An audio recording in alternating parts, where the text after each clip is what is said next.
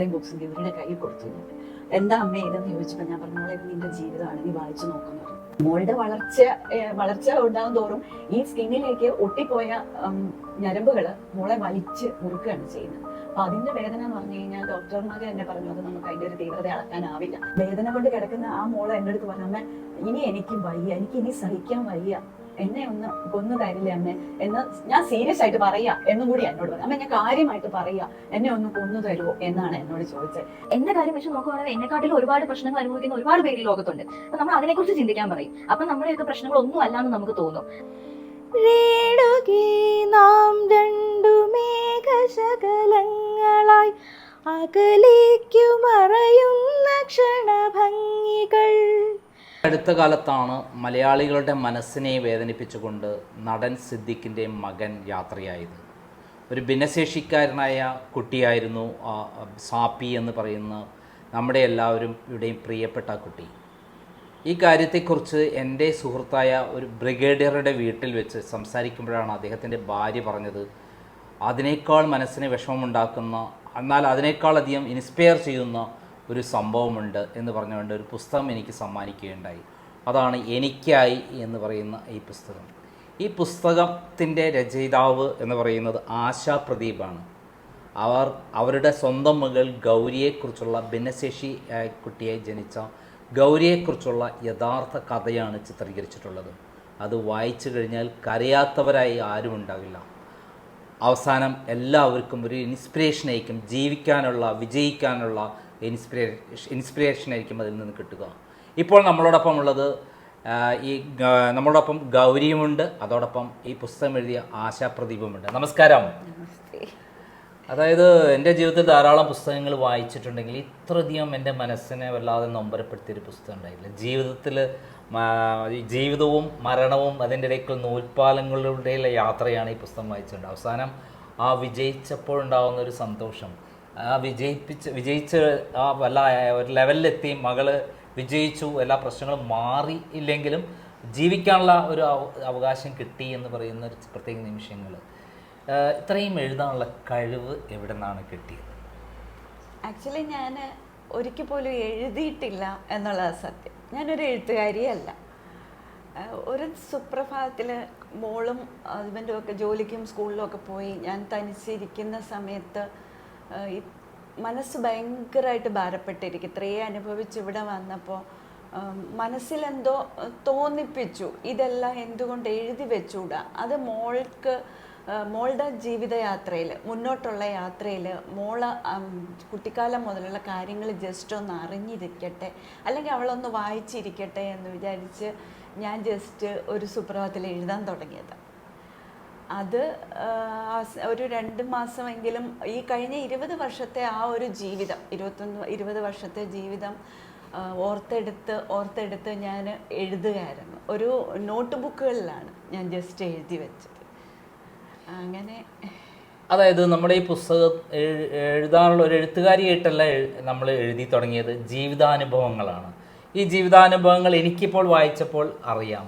എന്നിരുന്നാലും നമ്മുടെ പ്രിയപ്പെട്ട വായനക്കാർക്ക് വേണ്ടി, പ്രേക്ഷകർക്ക് വേണ്ടി ഒന്ന് ഉണ്ടായ കഥയൊന്ന് ഹ്രസ്വമായിട്ട് പറയാമോ? ഈ അനുഭവങ്ങളെക്കുറിച്ച് ചെറുതായിട്ട് ആദ്യം മുതൽ അവസാനം വരെ ഒന്ന് പറയാമോ?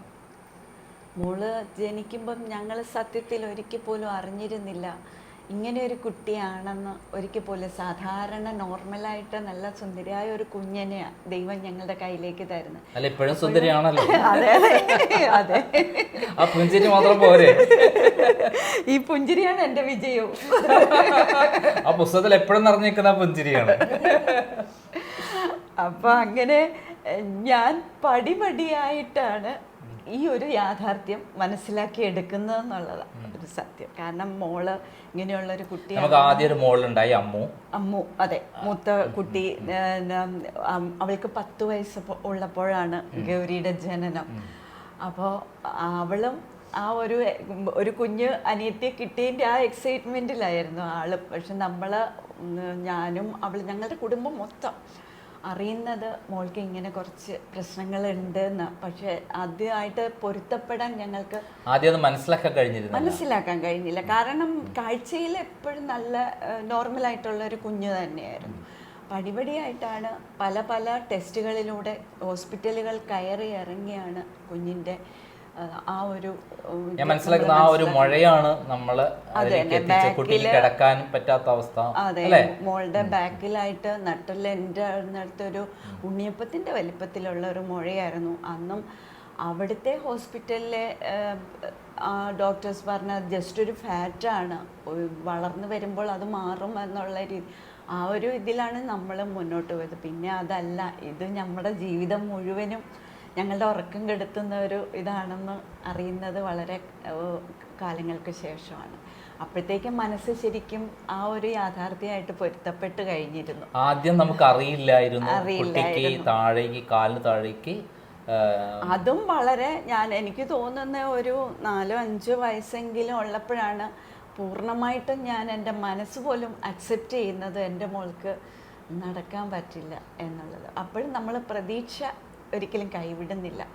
എനിക്കെൻ്റെ മോളെ ജീവിതത്തിൽ ഏറ്റവും സാധാരണക്കാരെ പോലെ തന്നെ വളരണം, അവൾ സമൂഹത്തെ അറിഞ്ഞും അവൾ എങ്ങനെ ഒരു നല്ലൊരു റോൾ മോഡലും ആയിരിക്കണം എന്ന് തന്നെയാണ് ഞാൻ ചിന്തിച്ചത്. അങ്ങനെ ഞാനും പടിപടിയായിട്ടാണ് കേട്ടോ ആ ഒരു ഇതിലേക്ക് മാനസികാവസ്ഥയിലേക്ക് എത്തുന്നത്. പക്ഷെ ഞാൻ തളർന്നില്ല, ഒട്ടും തളർന്നില്ല.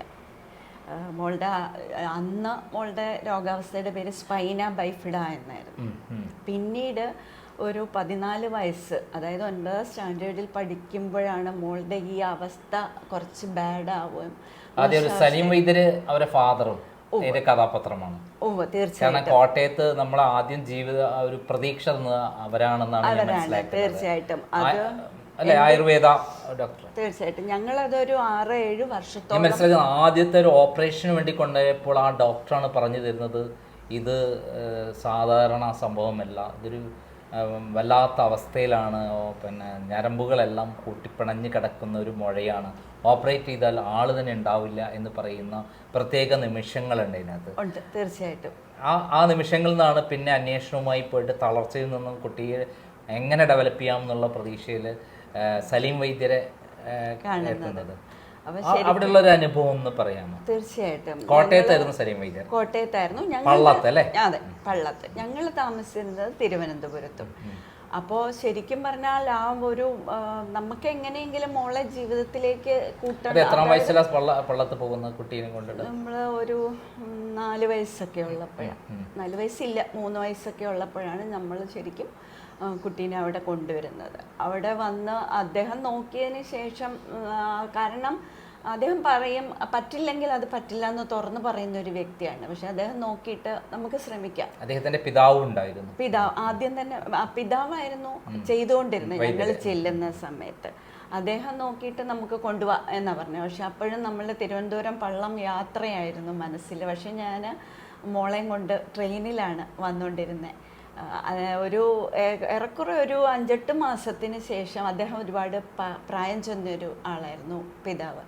അദ്ദേഹം മരിക്കുകയും പിന്നെ ആ ഒരു ട്രീറ്റ്മെൻറ്റ് മകൻ ഏറ്റെടുക്കുകയും ചെയ്തു. മകനും ഭയങ്കര പോസിറ്റീവായിട്ടായിരുന്നു, എപ്പോഴും ചിരിച്ച്, ഞങ്ങൾ ഒരിക്കലും ഒരു നിരാശയോടെ അദ്ദേഹത്തിന്റെ ഫേസ്. ശരിക്കും എനിക്ക് തോന്നുന്നത് നമ്മുടെ പ്രതീക്ഷ നൽകിയത് അദ്ദേഹത്തിന്റെ പുഞ്ചിരിയും ആത്മവിശ്വാസത്തോടുള്ള പെരുമാറ്റവുമായിരുന്നു എന്നാണ് ഞാൻ നമ്മളെ മനസ്സിലേക്ക് പ്രതീക്ഷ തന്നോണ്ടേയിരിക്കും. ഓരോ തവണ നമ്മൾ ഈ ട്രീറ്റ്മെന്റിന് ചെല്ലുമ്പോഴും അദ്ദേഹം എത്ര പ്രശ്നം ഉണ്ടെങ്കിലും അതിൽ ഒറ്റ ചിരിയിലാണ് അത് ഒതുക്കുക. ആധുനിക വൈദ്യശാസ്ത്രത്തിന് കഴിയില്ല എന്ന് പറയുന്ന ഒരു കാര്യത്തെയാണ് നമുക്ക് അവിടെ നിന്ന് പ്രതീക്ഷകൾ തരുന്നത്. അതിൽ ഏറ്റവും മനസ്സിൽ തട്ടുന്ന ഒരു ഭാഗമാണ് എന്താ പറയുക, നമ്മൾ പള്ളത്ത് ബസ് ഇറങ്ങി അദ്ദേഹത്തിന്റെ വീട്ടിലേക്ക് നടക്കുന്ന ഒരു രംഗമുണ്ട്. ഓട്ടോറിക്ഷ പിടിക്കാൻ കാശില്ലാതെ ഞാൻ നടന്ന് കുഞ്ഞിനെയും എടുത്ത് അവിടെ എത്തുമ്പോൾ തളർന്നു പോകും എന്ന് പറയുന്ന ഒരു മനസ്സിന്റെ ഉള്ളിൽ തേങ്ങൽ വരും നമുക്ക്. ആ ഭാഗം കുറച്ച് ദൂരമുണ്ട്, കാരണം ബസ് ഇറങ്ങി കുറച്ചേറെ ദൂരം നടന്നാലേ അവരുടെ വീട്ടിലേക്ക് എത്തുള്ളൂ. അപ്പോൾ അത്രയും ദൂരം നടക്കുക എന്ന് പറയുന്നത് എന്നെ സംബന്ധിച്ചോളം 3-4 വയസ്സുള്ള ഒരു കുട്ടീനെ തോളിലിട്ട്, ഒരു തോളിൽ ബാഗിൽ ഫുള്ളും ഒരു ദിവസത്തേക്കുള്ള യാത്രയ്ക്കുള്ള സാധനങ്ങളാണ്. കാരണം ട്രെയിനിലാണ് നമ്മൾ കോട്ടയത്ത് വന്ന് അവിടെ നിന്ന് ബസ് പിടിച്ച് ബസ് സ്റ്റേഷനിൽ ഇറങ്ങി അവിടെ നിന്ന് നടക്കുന്നത്. അപ്പം അത്രയും ദൂരം ശരിക്കും ശ്വാസം കിട്ടില്ല ശരിക്കും അവരുടെ അവിടെ ചെല്ലുമ്പോൾ. അവിടെ ചെന്ന് അദ്ദേഹം അപ്പോഴും ഒരു കൺസിഡറേഷൻ തന്നു. ഇത്രയും ദൂരെ നിന്ന് വരുമ്പോൾ ചെല്ലുമ്പോൾ ഒരുപാട് ഇങ്ങനെയുള്ള കുട്ടികൾ അവിടെ ഉണ്ടാവും. പക്ഷെ അതൊക്കെ നമ്മുടെ ജീവിതത്തിലൊരു പ്രതീക്ഷയാണ്. കാരണം ഈ അമ്മമാരെ അല്ലെങ്കിൽ അച്ഛന്മാരെ കാണുമ്പം എന്നെപ്പോലെ അവിടെ എത്തുന്ന ഒരുപാട് പേരുണ്ടല്ലോ, അവരും ഇതേ ചികിത്സയ്ക്ക്, അതും പല പല അസുഖങ്ങളുള്ള കുഞ്ഞുങ്ങൾ തന്നെയായിരുന്നു. അതൊക്കെ എൻ്റെ മനസ്സിൽ ഒത്തിരി ഒരു അനുഭവങ്ങളും കൂടെയായിരുന്നു. കാരണം ഗൗരി മാത്രമല്ല ഈ ലോകത്ത്, നമ്മളെക്കാൾ വിഷമിച്ച് വല്ലാത്ത അവസ്ഥയുള്ള കുഞ്ഞുങ്ങൾ എന്ന് പ്രത്യേകം എൻ്റെ അകത്ത് എഴുതിയിട്ടുണ്ട്. അപ്പൊ എൻ്റെ കുഞ്ഞിന് അത്ര ഇല്ലല്ലോ എന്നുള്ള ഒരു ആശ്വാസം എനിക്ക് ഉണ്ടായി. തീർച്ചയായും. കാരണം ആ കുഞ്ഞുങ്ങളെന്ന് പറഞ്ഞു കഴിഞ്ഞാൽ പ്രതികരിക്കാൻ പോലും കഴിയാത്ത കുഞ്ഞുങ്ങളാണ് ശരിക്കും. എന്താ പറയുന്നത്, ഓട്ടിസം അങ്ങനെയുള്ള കുഞ്ഞുങ്ങളൊക്കെ. അപ്പം എൻ്റെ കുഞ്ഞെന്ന് പറഞ്ഞാൽ എന്നെ അമ്മയെന്ന് വിളിക്കുന്നുണ്ട്, എൻ്റെ മുഖത്ത് നോക്കി ചിരിക്കുന്നുണ്ട്, ഞങ്ങൾ തമ്മിൽ സംവാദങ്ങൾ അങ്ങനെ സംസാരിക്കുന്നു, LKG വിടുന്നു, അത്രയേ ഉള്ള ഒരു കുഞ്ഞ്. പക്ഷെ അപ്പോഴും ഞാൻ താഴേക്കാണ് ചിന്തിച്ച് ദൈവം ഇത്രയും തന്നതിന് എപ്പോഴും ഞാൻ നന്ദി പറയുമായിരുന്നു. ഇതിൽ ഏറ്റവും വല്ലാത്തൊരു മുഹൂർത്തമായി തോന്നിയിട്ടുള്ളത് എന്നെ ഒന്ന് കൊന്നു തരൂ അമ്മയെന്ന് പറഞ്ഞിട്ടുള്ള ആദ്യത്തെ ഒരു വല്ലാത്തൊരു മാനസികാവസ്ഥയിൽ കുട്ടി പറയുന്നത്. അതുവരെയുള്ള ഒരു അനുഭവം ഒന്ന് പറയാമോ? ഈ ചികിത്സയിൽ നിന്ന് തുടങ്ങിയിട്ട് സലീം വൈദ്യർ എൻ്റെ ഇടയിൽ മരിച്ചു, പിന്നെ അവിടെ പോകാൻ പറ്റിയില്ല. അത് കുട്ടീനെ ബോധിപ്പിക്കാതെ, കുട്ടീനെ അറിയിക്കാതെ വർഷങ്ങളോളം ഞാനത് മോളിൽ നിന്ന് ഒളിച്ചു വെച്ചു. കാരണം പിന്നെ കുട്ടി മറന്നുപോയി എന്ന് പറയുന്നവരുണ്ട്. അതൊരു ഭയങ്കര സൈക്കോളജിക്കൽ ആയിട്ടുള്ള ഒരു അമ്മയുടെ, സാധാരണ നമ്മളൊക്കെ പ്രയോഗിക്കുന്ന രീതിയാണ്. പക്ഷെ അത് കൃത്യമായി കുട്ടിയിലേക്ക് സന്നിവേശിപ്പിച്ച് ആ കുട്ടി അവിടെ ആ ചികിത്സയിൽ പ്രതീക്ഷ അർപ്പിച്ച് നിൽക്കുന്നതായിരുന്നു. പിന്നീടാണ് ഇങ്ങനെ ഒരു സാഹചര്യം, അതായത് കുട്ടി കമിഴ്ന്ന് കിടന്ന് വല്ലാത്ത വേദനയോടെ കുട്ടി പറഞ്ഞു എന്നെ ഒന്ന് കൊന്നു തരും അമ്മ, എനിക്ക് വയ്യ എന്ന് പറഞ്ഞു. ആദ്യത്തെ ഘട്ടത്തിലാണ് ഞാൻ പറയുന്നത്. രണ്ടാമത്തെ വേറൊരു ഘട്ടമുണ്ട്. അതുവരെയുള്ള ഒരു മുഹൂർത്തത്തെ കുറിച്ചൊന്ന് പറയാമോ? തീർച്ചയായും. മോള് ആ ഒരു കാലഘട്ടം മീൻസ് അദ്ദേഹം മരിച്ചതിന് ശേഷം മോള് പലവട്ടം എന്നോട് ചോദിച്ചിട്ടുണ്ട്, അമ്മ എന്നെ കൊണ്ടുപോകുന്നില്ല. അപ്പോഴെല്ലാം അദ്ദേഹത്തിന് അല്പം സുഖമില്ലായ്കയിലാണ്, അതുകൊണ്ട് നമുക്ക് കുറച്ച് കഴിഞ്ഞ് പോകാം എന്നുള്ള. അങ്ങനെ ദിവസങ്ങളും മാസങ്ങളും കഴിഞ്ഞ് പോയിക്കൊണ്ടിരിക്കുമ്പോൾ ശരിക്കും അവൾക്കൊരു ഇത് എന്നെ ചികിത്സിക്കുന്നില്ലല്ലോ എന്നുള്ളൊരു ചിന്ത ഉണ്ടാകാതിരിക്കാൻ വീണ്ടും ഞാൻ ഹോമിയോ ട്രീറ്റ്മെൻറ്റ് അത് കണ്ടിന്യൂ ചെയ്തുകൊണ്ടിരുന്നു. അങ്ങനെ പല രീതിയിലും മോൾക്ക് ഞാൻ എപ്പോഴും പ്രതീക്ഷയിൽ തന്നെയാണ് കൊണ്ടുവന്നത്. അങ്ങനെ വർഷങ്ങൾ കഴിഞ്ഞപ്പോഴാണ് മോള് ഇങ്ങനൊരു ചോദ്യം. ശരിക്കും എനിക്കത് ആദ്യം മോള് ചോദിച്ചത് എനിക്ക് ഓർമ്മ വരുന്നില്ല അല്ലേ. രണ്ടാമത്തെ സംഭവം അത് 9ാം ക്ലാസ്സിൽ പഠിക്കുമ്പോഴായിരുന്നു. വേദന സഹിക്കാൻ വയ്യാതെയാണ്. അതായത് ഒരു 8ാം ക്ലാസ് 7-8 ക്ലാസ്സുകളിലൊക്കെ പഠിക്കുന്ന സമയത്ത് മോളുടെ ആ ഒരു ശാരീരികാവസ്ഥ മോശമായിക്കൊണ്ടിരിക്കുന്ന ഞാൻ സത്യം പറഞ്ഞ് തിരിച്ചറിഞ്ഞു എന്നോ ചോദിച്ചാൽ എൻ്റെ മനസ്സ് അനുവദിച്ചിട്ടുണ്ടാവില്ല ശരിക്കും മോൾക്ക് അതിലേക്ക് പോവുകയാണെന്ന്. വേദന വരുമ്പോൾ ഞാൻ എൻ്റേതായ രീതിയിൽ ചികിത്സിക്കും. അടുത്ത് തന്നെയുള്ള ഒരു ഹോസ്പിറ്റലിലെ ഏറ്റവും പ്രശസ്തമായ ഹോസ്പിറ്റലിലെ ന്യൂറോയിലെ ഡോക്ടേഴ്സിനെ കാണും. അവർ മോൾക്ക് മെഡിസിൻസ് കൊടുക്കും, അപ്പോൾ കുറയും. അങ്ങനെ മുമ്പോട്ട് പോയിക്കൊണ്ടിരുന്നപ്പോൾ 9ാം ക്ലാസ്സിൽ എത്തുമ്പോഴാണ് ഇതിന് പെയിൻ കില്ലറോ അവിടുന്ന് തരുന്ന മെഡിസിൻസിനോ ഒന്നും എഫക്റ്റ് ആവാതെ വരുന്ന ഒരു സമയത്തിലേക്കാണ് മോള് വന്നത്. പിന്നെ ഒരു തരത്തിൽ, അതായത് സ്കൂളിൽ പോകുമ്പോൾ ഹാഫ് ഡേ ആയി, പിന്നെ ആഴ്ചയിൽ 2 ദിവസമായി ക്ലാസ്സുകൾ മുടങ്ങിത്തുടങ്ങി. പലപ്പോഴും ഞാൻ കുഞ്ഞിനെ കൊണ്ട് തിരികെ വരേണ്ടി വന്നു. അപ്പോഴും അവൾ ആ പഠനത്തിലുള്ള ആവേശം, അത് നോട്ടുകൾ കളക്ട് ചെയ്തുമൊക്കെ അവൾ പഠനം തുടർന്നുകൊണ്ട് കിടന്നായിരിക്കും പഠിക്കുക. കൂടുതലും ബെഡിൽ കിടന്ന് പഠിക്കും. ഞാൻ സ്കൂളുമായിട്ട് കോണ്ടാക്ട് ചെയ്ത് നോട്ട് കളക്ട് ചെയ്യും. അങ്ങനെ ഞങ്ങൾ മുമ്പോട്ട് പോയി 9ാം ക്ലാസ്സിലെ എക്സാം ഒരു തരത്തിൽ എഴുതുകയായിരുന്നു. ശരിക്കും പറഞ്ഞാൽ ആ എക്സാം പോലും എഴുതിയത് കഠിനമായ വേദനയ്ക്കിടയില്ല. എൻ്റെ ഒരു ഓർമ്മയിൽ അമ്മയെക്കാളധികം മോളെ ഓർക്കുന്നുണ്ടാവും. ആ ഓർമ്മ എന്നിരുന്നാലും പലർക്കും അതിൽ നിന്നൊക്കെ റിക്കവർ ചെയ്തു നമ്മൾ വേറെ പൊസിഷൻ. എല്ലാ മനുഷ്യന്മാർക്കും ഇത്തരം പ്രശ്നങ്ങളുണ്ട്. പക്ഷെ നമ്മൾ വേറിട്ടൊരു അനുഭവമാണ് ലൈഫിൽ ഗോഡ് തന്ന പ്രത്യേക അനുഭവം. ഈ ആദ്യത്തെ ഒരു ഇതിൽ അമ്മ പുസ്തകം വായിച്ചോ കംപ്ലീറ്റ്?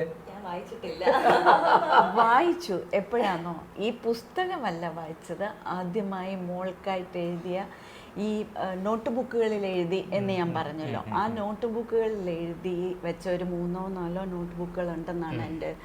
ആ ബുക്കുകളാണ് ഒരു ദിവസം കോളേജിൽ നിന്ന് വന്നപ്പോൾ ഇത്രയും ബുക്സ് ഗൗരിയുടെ കയ്യിൽ കൊടുത്തു ഞാൻ. എന്താ അമ്മേ ഇതെന്ന് ചോദിച്ചപ്പോൾ ഞാൻ പറഞ്ഞു മോളെ ഇത് നിൻ്റെ ജീവിതമാണ്, നീ വായിച്ചു നോക്കുമെന്ന് പറഞ്ഞു. അപ്പം ഞാൻ അനുഭവിച്ചതല്ലേ എന്നാണ് അവൾ എന്നോട് ചോദിച്ചത്. പക്ഷെ ഞാൻ പറഞ്ഞു നീ വായിക്കണം എന്ന് പറഞ്ഞു. അവൾ അത് അപ്പം അന്ന് വായിച്ചു തീർത്തോ ഗൗരി? ഇല്ലെന്ന് തോന്നുന്നു, അന്നത് വായിച്ചു തീർത്തില്ല. 2 ദിവസം കൊണ്ടാണ് വായിച്ചു തീർത്തത്. ഒരു കരച്ചിൽ, ഭയങ്കരമായ പൊട്ടിക്കരച്ചിൽ കേട്ടിട്ട് ഞാൻ റൂമിലേക്ക് ചെല്ലുമ്പോൾ ഇത് എനിക്ക് വായിച്ചു തീർക്കാൻ പറ്റുന്നില്ല അമ്മ, എനിക്ക് ഒന്നുകൂടി ഇതൊന്നും ഓർത്തെടുക്കാൻ പറ്റില്ല അമ്മ, എൻ്റെ ജീവിതമാണ് എഴുതിയിരിക്കുന്നത് എനിക്ക്, പക്ഷേ ഇത് ഒരിക്കലും എനിക്ക് വായിക്കാൻ പറ്റുന്നില്ല. കാരണം അവൾ കുട്ടിക്കാലത്തെ കാര്യങ്ങൾ മോൾക്ക് ഓർമ്മയില്ലല്ലോ. അപ്പം ട്രെയിനിൽ പോയ ഒരു സംഭവം ഞാനിതിൽ എഴുതിയിട്ടുണ്ട്. ആ തിരുവനന്തപുരത്ത് രാത്രി 1 മണിക്ക്, അതെ, ട്രെയിൻ, അതൊരു വല്ലാത്തൊരു അനുഭവം. അതെ, ഒരു നിസ്സഹായ അവസ്ഥയായിരുന്നു. മോളെ നടക്കാൻ വയ്യാത്ത കുഞ്ഞിനെ മടിയിലിരുത്തി രാത്രി 1 മണി വരെ ട്രെയിനിൽ ഒറ്റയ്ക്ക് കാത്തിരുന്ന്, അതായത് ട്രെയിൻ വഴിക്കിൽ നിന്നിട്ടാണ് പോയത്. അവസാനം ഒരു സ്ഥലത്തെത്തിയപ്പോൾ എഞ്ചിൻ ഓഫായി, എഞ്ചിൻ കേടായി പോയി, എല്ലാവരും ഇറങ്ങി. അവസാനം 2 പേരുണ്ട്, അവരും ഇറങ്ങിപ്പോയി എന്ന് പറയുന്ന വല്ലാത്തതിനോട് ഭീതിജനകമായി. കുട്ടീനെ എടുത്ത് പുറത്തിറങ്ങാൻ പറ്റില്ല, കാരണം പുറത്തിറങ്ങിയിട്ട് വേറെ വഴിയില്ലല്ലോ, എടുക്കണം, നടക്കണം, അതൊക്കെ ചെയ്യണം. മാത്രമല്ല ഫാദർ അവിടെ തിരുവനന്തപുരം റെയിൽവേ സ്റ്റേഷൻ കാത്തു നിൽക്കുകയാണ്. അദ്ദേഹത്തിന് അവിടുന്ന് ഇറങ്ങിപ്പോയാൽ അദ്ദേഹം ഇവിടെ കണ്ടില്ല, വേറെ പ്രശ്നം, മൊബൈൽ ഓഫായി പോയി, മൊബൈൽ ഓഫായി, കമ്മ്യൂണിക്കേഷൻ ഗ്യാപ്പിൽ ഇത് വഴിയില്ല.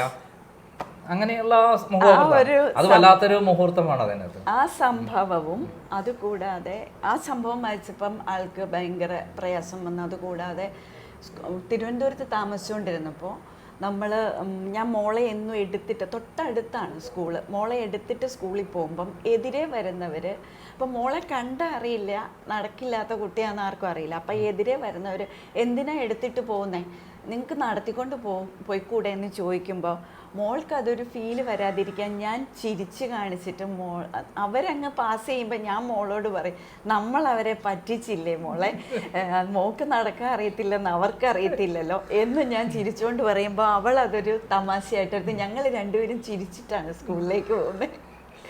അങ്ങനെ ആ ഒരു സംഭവമൊക്കെ മോൾക്ക് ഓർമ്മയുണ്ടായിരുന്നില്ല. അതൊക്കെ വായിച്ചപ്പോൾ ആള് ഭയങ്കരമായിട്ട് കരഞ്ഞു. അതാണ് അവളെ ഏറ്റവും വിഷമിപ്പിച്ച ഒരു സംഭവം എന്നാണ് അവൾ എന്നോട് പറഞ്ഞത്. ഈ പുസ്തകം ബാക്കിയെല്ലാം ഓർമ്മയിലുണ്ട്, ഈ സംഭവം വായിച്ചപ്പോൾ ആളെ ഭയങ്കരമായിട്ട് സങ്കടപ്പെടുത്തി. അപ്പോഴാണ് ഞാൻ അതിലെല്ലാ എല്ലാ സ്ഥലത്തും മാത്രമല്ല എല്ലാ നിമിഷങ്ങളിലും നമ്മൾ മാറോട് ചേർത്തിട്ടാണ് കുഞ്ഞിനെ യാത്ര ചെയ്യുമ്പോഴും വീട്ടിലാണെങ്കിലും എപ്പോഴും പരിചരിച്ചിരുന്നത്. അതായിരിക്കാം അതിലൂടെ അവിടെ വരെ എത്തിച്ച അമ്മ ഇത്രമാത്രം വിഷമങ്ങൾ സഹിച്ചല്ലോ എന്നുള്ള ചിന്തയായിരിക്കാം മോളങ്ങനെ കരഞ്ഞിട്ടുണ്ടാവുക എന്ന് ഞാൻ കരുതുന്നത്. ശരിയാണോ? എന്താണ് പറ? സത്യം പറഞ്ഞാൽ അന്നത്തെ കാര്യങ്ങളൊന്നും എനിക്ക് ഓർമ്മയുണ്ടായിരുന്നില്ല. അപ്പം അമ്മ അങ്ങനെ എഴുതിയപ്പോഴത്തേക്കിനും അന്ന് അമ്മയുടെ മനസ്സിലൂടെ പോയ കാര്യങ്ങളും എല്ലാം തന്നെ ഞാനത് വായിച്ചറിഞ്ഞപ്പോഴത്തേക്കിനും എന്തോ എനിക്ക് ഭയങ്കരമായിട്ടത് മനസ്സിൽ തട്ടി. ഇങ്ങനെയൊക്കെ ആയിരുന്നു അന്ന് എന്ന് ഞാനിങ്ങനെ ചിന്തിച്ച് പോയിട്ടുണ്ട് സത്യം പറഞ്ഞാൽ. അപ്പം എന്താ പറയുക, ഇപ്പം അന്ന് കുഞ്ഞായിരുന്നപ്പോൾ എന്നാ അമ്മ എടുത്തുകൊണ്ട് നടക്കുന്ന കാര്യങ്ങളും അമ്മയുടെ മനസ്സിലുണ്ടായിരുന്ന കാര്യങ്ങളും എല്ലാം തന്നെ ആ ബുക്കിലൂടെ എനിക്ക് അറിയാൻ പറ്റിയിട്ടുണ്ട്. അപ്പം ആ ബുക്കിനകത്ത് അമ്മ എഴുതി വെച്ചിരുന്ന ബുക്കിൽ നിന്നും കുറേയെല്ലാം ഡിഫറെൻ്റ് ആയിട്ടാണ് ഇപ്പം ഇറങ്ങിയിരിക്കുന്ന ബുക്കുള്ളത്. കാരണം അതിൽ നിന്ന് ഒരുപാട് എഡിറ്റൊക്കെ ചെയ്തിട്ടാണ് അമ്മ അത് എഴുതിയിരിക്കുന്നത്. അപ്പോൾ ഈ പുസ്തകമായിട്ട് ഇറങ്ങിയതിന് ശേഷം ഞാനിത് വായിച്ചിട്ടില്ല. ഞാൻ ആ നോട്ട്ബുക്കിൽ എഴുതിയിരുന്ന കോറിയിട്ടിരുന്ന ചെറിയ ഓർമ്മകളും കാര്യങ്ങളും ഒക്കെയാണ് ഞാൻ വായിച്ചിട്ടുള്ളത്. ഈ റെയിൽവേ സ്റ്റേഷനിൽ, അതായത് ഇവിടുന്ന് വണ്ടി സാധാരണ 11 മണിക്ക് എത്തേണ്ടത് അല്ലേ? അപ്പൊ 11 മണിക്ക് എത്തേണ്ട അല്ലെ? അങ്ങനെ തന്നെയല്ലേ? അല്ല, വൈകുന്നേരം ഒരു 7 സന്ധ്യക്ക് എത്തേണ്ട വണ്ടിയാ. മണിക്കൂറുകളോളം അന്ന് വൈകിയാണ് റെയിൽവേ സ്റ്റേഷൻ കോട്ടയത്ത് എത്തിയത്. കോട്ടയത്ത് തന്നെ സന്ധ്യക്കാണ്, അതായത് ട്രിവാൻഡ്രത്ത് എത്തേണ്ട അതേ സമയത്ത് തന്നെയാണ് കോട്ടയം സ്റ്റേഷനിലെത്തിയത്. അവിടുന്ന് വീണ്ടും വൈകിയാണ് രാത്രി 1 മണിയായത്. ആ രംഗം വായിച്ചു? അത് വായിച്ചിരുന്നു. അത് വായിച്ചപ്പോൾ എന്ത് തോന്നി? എന്താ സത്യം പറഞ്ഞു കഴിഞ്ഞാൽ അങ്ങനെ ഒരു ഇപ്പം നമ്മളൊരു നോവല് വായിക്കുമ്പം നമുക്ക് അത് തന്നെ നമുക്കൊരു ഇതായിട്ട് തോന്നില്ലേ, അതായത് അതിലൂടെ നമ്മൾ ജീവിക്കുന്ന പോലെ നമുക്ക് തോന്നില്ലേ. അപ്പോൾ സ്വന്തം അനുഭവമാണല്ലോ അത് എന്ന് ആലോചിക്കുമ്പോൾ അത് എൻ്റെ അമ്മയാണല്ലോ അന്ന് അവിടെ ഉണ്ടായിരുന്നത്, എൻ്റെ അച്ഛനാണല്ലോ എന്ന് ഓർക്കുമ്പോൾ അതിപ്പം എങ്ങനെ പറയണ്ടേന്ന് എനിക്കറിയില്ല. ഈ ഈ നമ്മൾ തുടർന്നുള്ള ലൈഫിൽ രണ്ടാമത്തെ ഒരു ഭാഗത്ത് വരുന്നത് ഹോസ്പിറ്റലിൽ എത്തിയിട്ട് ട്രീറ്റ്മെന്റ് സമയത്ത് എന്നെ ഒന്ന് കൊന്നു തരാമോ എന്ന് പറഞ്ഞു. അതുവരെയുള്ള ഒരു അനുഭവം ഒന്ന് കൃത്യമായി പറയാം.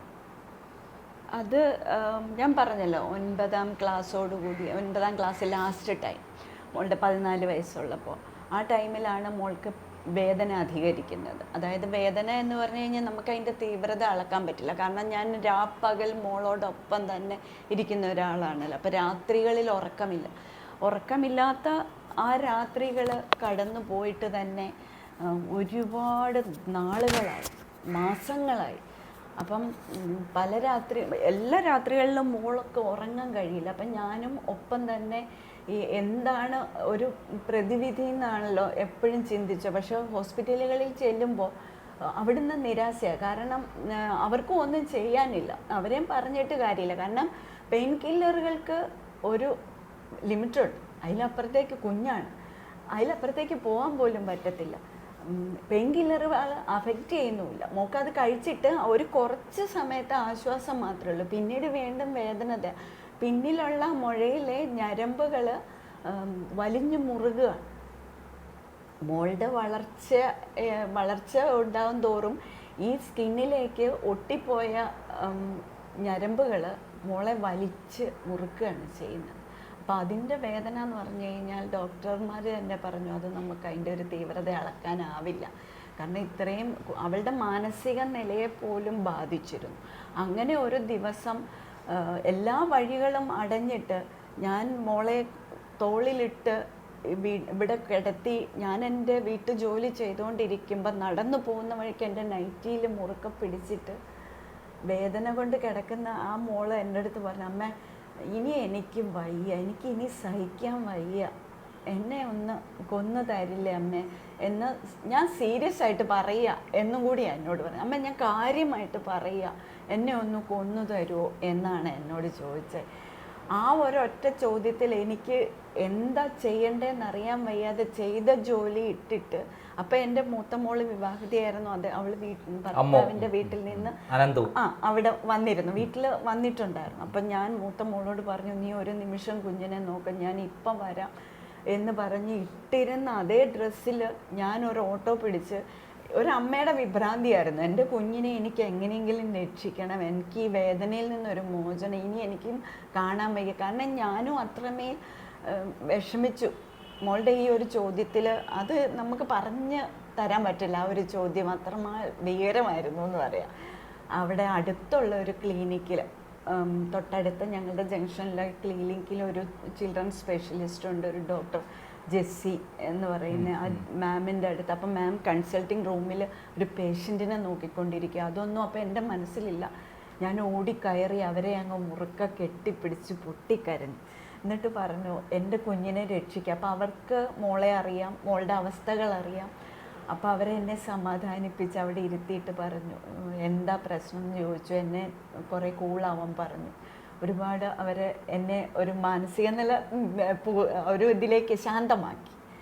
അപ്പോൾ ഞാൻ പറഞ്ഞു, ഇതാണ് അവസ്ഥ എന്ന് പറഞ്ഞപ്പം അവർ എന്നോട് പറഞ്ഞു, നമുക്ക് പെയിൻ കില്ലർ തരുന്നതിനൊരു ഇതുണ്ട്, പരിധിയുണ്ട്, അതിലപ്പുറത്തേക്ക് കുഞ്ഞിന് നമുക്ക് കൊടുക്കാൻ പറ്റില്ല.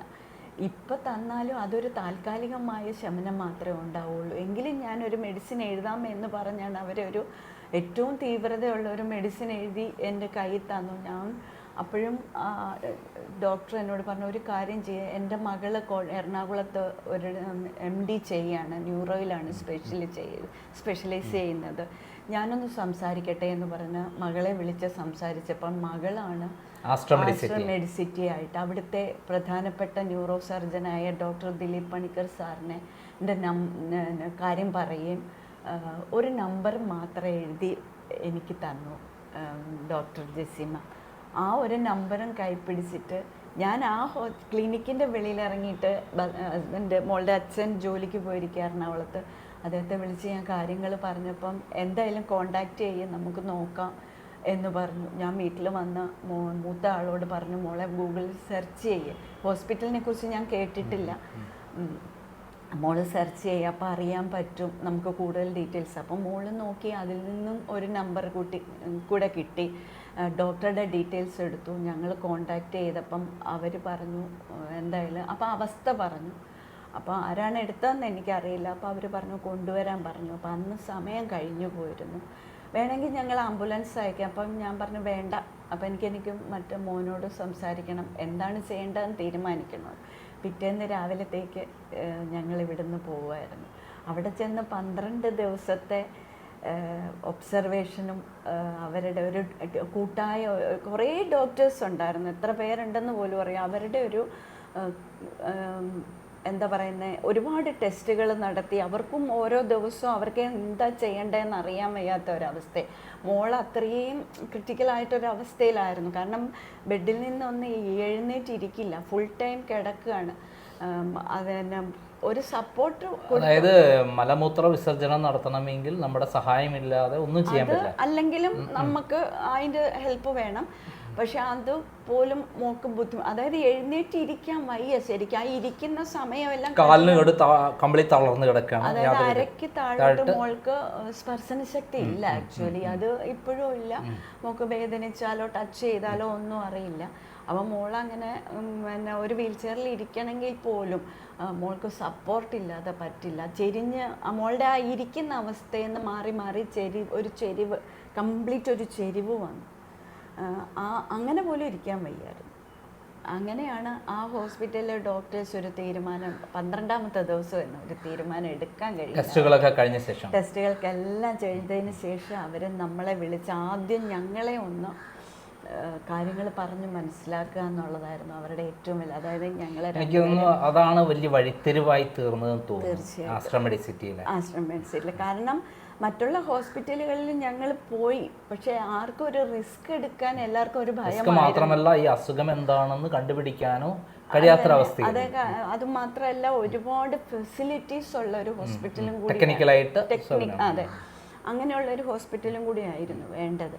അപ്പോൾ അവർ എടുത്ത തീരുമാനം എന്തായാലും തെറ്റിയില്ല. അവരൊന്നേ ഞങ്ങളോട് പറഞ്ഞുള്ളൂ, മോള് എങ്ങനെയായിരുന്നു നേരത്തെ വീൽ ചെയറിലിരുന്നത്, ചിരിച്ച മുഖത്തോടെ നിങ്ങൾക്ക് ഞങ്ങൾ തിരിച്ചു തരാം, അതിൽ കൂടുതൽ പ്രതീക്ഷിക്കരുത്. കാരണം അവരുദ്ദേശിച്ചത് മോള് നടക്കില്ല, മോളെ ആ ചിരിച്ച മുഖത്തോടെ വേദനയില്ലാതെ, ഞങ്ങൾക്കും അതേ വേണ്ടുമായിരുന്നു, മോൾക്ക് വേദനയില്ലാതെ തിരിച്ചു തന്നാൽ മതി. അത് അവർ പാലിച്ചു. പക്ഷെ അവർ ഒന്ന് ആവശ്യപ്പെട്ടു, നിങ്ങൾ പൂർണ്ണമായിട്ട് സഹകരിക്കണം എന്ന് പറഞ്ഞിരുന്നു. പക്ഷെ അതിൻ്റെ വല്ലാത്തൊരു വേടാണ് ആ പൂർണ്ണമായിട്ട് സഹകരിക്കണം എന്ന് പറഞ്ഞ വാക്കിൻ്റെ അർത്ഥം ശരിക്കും മനസ്സിലായത് ആ ഹോസ്പിറ്റലിൽ 2.5 മാസത്തോളം കിടന്നപ്പോഴാണ് അവരാ പറഞ്ഞതിൻ്റെ അർത്ഥം ഞങ്ങൾക്ക് മനസ്സിലായത്. കാരണം ഒരുപാട് വെല്ലുവിളികൾ നിറഞ്ഞതായിരുന്നു ആ സർജറികളും. ആ ഒരു ഓരോ നിമിഷവും അപകടം നിറഞ്ഞതായിരുന്നു. സത്യമായിട്ട് ഓരോ നിമിഷവും നമ്മൾ ആകാംക്ഷയുടെ മുൾമുനയിൽ നിർത്തുന്നതായിരുന്നു. തീർച്ചയായും എന്ത് സംഭവിക്കുന്നു എന്നറിയാതെ നമ്മൾ വല്ലാതെ ഉത്കണ്ഠയിലായിരുന്നു. അവിടെ മോള് ഓപ്പറേഷൻ നടത്തുമ്പോൾ കംപ്ലീറ്റ് ബോധമില്ലാത്ത അവസ്ഥയിലായിരിക്കല, പക്ഷെ നമ്മൾ ബോധത്തോട് കൂടിയിട്ട് വേദന അനുഭവിക്കായിരുന്നു. അത് വായിക്കുമ്പോൾ നമ്മളെല്ലാവരും അത് അനുഭവിക്കായിരുന്നു. അതാണ് നമ്മുടെ എഴുത്തിന്റെ പവർ എന്ന് പറയുന്നത്. പക്ഷെ അതിലപ്പുറത്തേക്ക് നമ്മളൊരു കാര്യം ഉണ്ടായിരുന്നു.